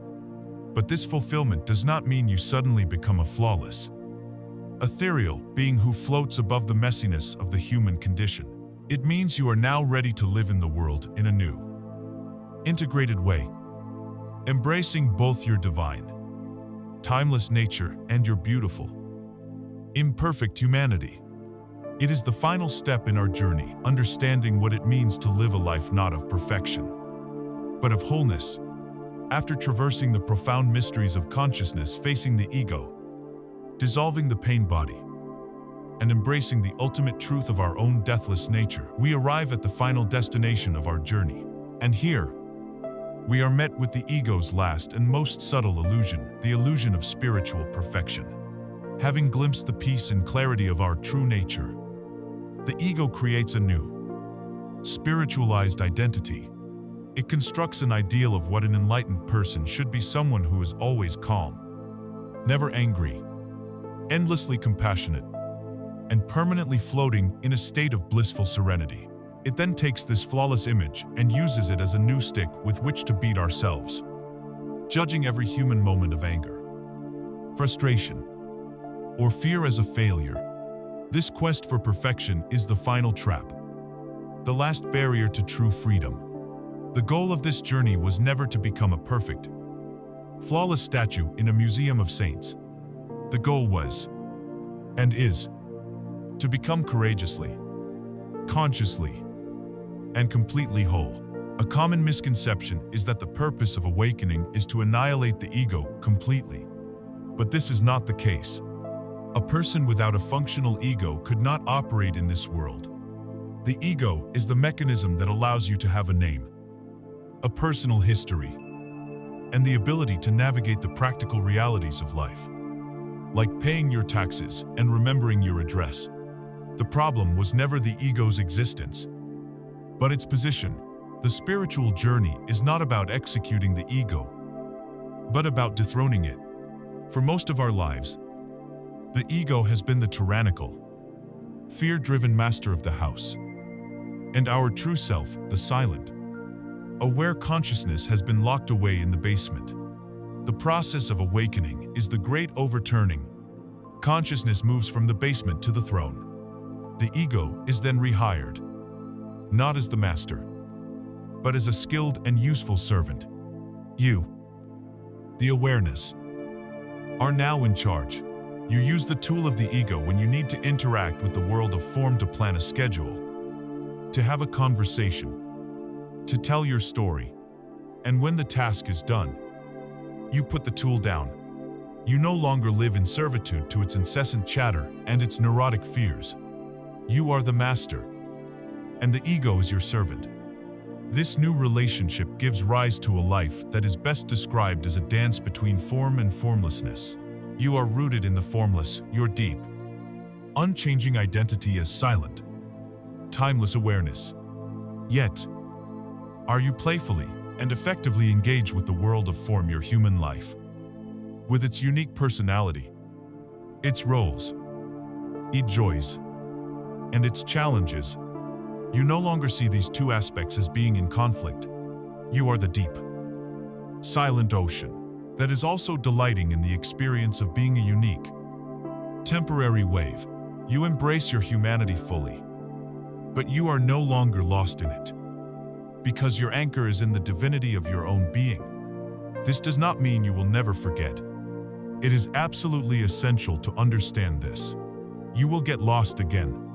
There will be days when you get caught in a traffic jam and feel a flash of anger. There will be moments when your pain body gets triggered by a loved one and you are momentarily consumed by old emotions. There will be times when you fall back into the dream of anxious thought. This is not a failure. It is simply part of the human dance. The true measure of your spiritual maturity is not whether you ever fall out of presence. The true measure is the length of time between being lost and realizing that you are lost. In the beginning of the path, you might be lost in anger for a whole day before you realize it in the evening. As you progress, you might be lost for an hour, then perhaps only a few minutes. Eventually, the gap becomes just a few seconds. You feel the flash of anger arise, and almost simultaneously, the awareness is there, witnessing it, holding it in presence. The goal is not to never get lost, but to become an expert at coming home. The key to this is the art of the gentle return. In Buddhism, there is a teaching about the second arrow. The first arrow is the initial, unavoidable pain of life, the difficult situation, the painful emotion. The second arrow is the one we shoot at ourselves. It is the arrow of self-judgment, self-criticism, and recrimination. It is the voice that says, "I can't believe I got angry again. I'm a spiritual failure. I'll never get this right." The practice is to feel the sting of the first arrow, but to make a conscious vow to never, ever fire the second. When you realize you have been lost in an old, unconscious pattern, you simply notice it. You acknowledge it without judgment. You say to yourself, with infinite kindness, "Ah, there I was, lost in that old story. And here I am now, back in the present." That's it. No drama, no self-flagellation, just a gentle, compassionate return. There is a beautiful Japanese art form called kintsugi, which means to join with gold. When a piece of pottery breaks, the artisans do not try to glue it back together in a way that hides the cracks. Instead, they meticulously repair the piece using a lacquer mixed with powdered gold, silver, or platinum. The result is that the lines of breakage become a beautiful, celebrated part of the object. The repaired pot is considered more valuable, more beautiful, and stronger than the original, precisely because it has been broken and healed with care. This is the perfect metaphor for the awakened human life. Our cracks are past traumas, our wounds, our failures. The times we were lost in our pain bodies are not things to be hidden in shame. Through the gold of our loving, conscious awareness, these scars become part of our beauty. They are the testament to our resilience, the source of our deepest compassion, and the map of our unique journey home. Wholeness is not the absence of imperfection. Wholeness is the gentle embrace of all of our parts, broken and unbroken. In the unconditional light of our own awareness, it is the freedom to be perfectly imperfect. And that is the final destination of this journey, a journey that has taken us from the prison of the ego into the boundless freedom of our true nature. We have traveled a great distance together on this journey of awakening. We began in the cramped, noisy room of the ego. Listening to its ceaseless narration of fear and lack, we unmasked this architect of illusion and observed its primary creation, the voice in the head. This first act of witnessing led us to a profound discovery, the silent, spacious awareness that is our true self. We found the key to freedom in the timeless power of the now. Learning to step out of the phantom worlds of past and future, we turned with courage to face the shadows within. Understanding the nature of the pain body and practicing the sacred arts of surrender and acceptance. From that place of alignment, we saw the world anew. We realized that consciousness itself is the ultimate creator, that our relationships can be a practice of love rather than need, and that our true purpose is not a destination to be found, but a quality of presence to be embodied. We learned to trust the flow, to read the language of synchronicity, and to inhabit our bodies as sacred portals to the divine. Finally, we faced the great fear of death and found not an end, but a gateway to the deathless. And we embraced a life not of sterile perfection, but of beautiful, human wholeness. After this long and winding journey through the inner landscapes of the soul, we arrive at a truth that is exquisitely simple. The peace you have been seeking, the love you have been craving, the wholeness you have been yearning for, are not at the end of some distant path. They are not prizes to be won after years of struggle. They are, and have always been, the very essence of your own being. They were never lost, only obscured by the clouds of egoic thought. You do not need to build, earn, or achieve your divinity. You only need to let go of that which is blocking your recognition of it. The ego is a seeker. Its fundamental state is one of striving, of not yet. But consciousness, your true self, is not a seeker. It simply is. The entire journey is a process of subtraction, not addition.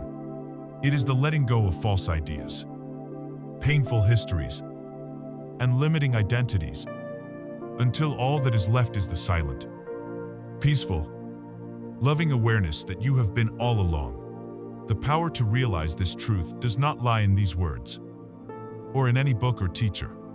They are merely signposts, fingers pointing at the moon. Do not become fascinated with the finger. Look at the moon. The power lies within you. It is your own capacity for awareness, your own willingness to turn your attention from the noise of the world to the stillness within. The journey of a lifetime begins and ends in the sanctuary of a single conscious breath.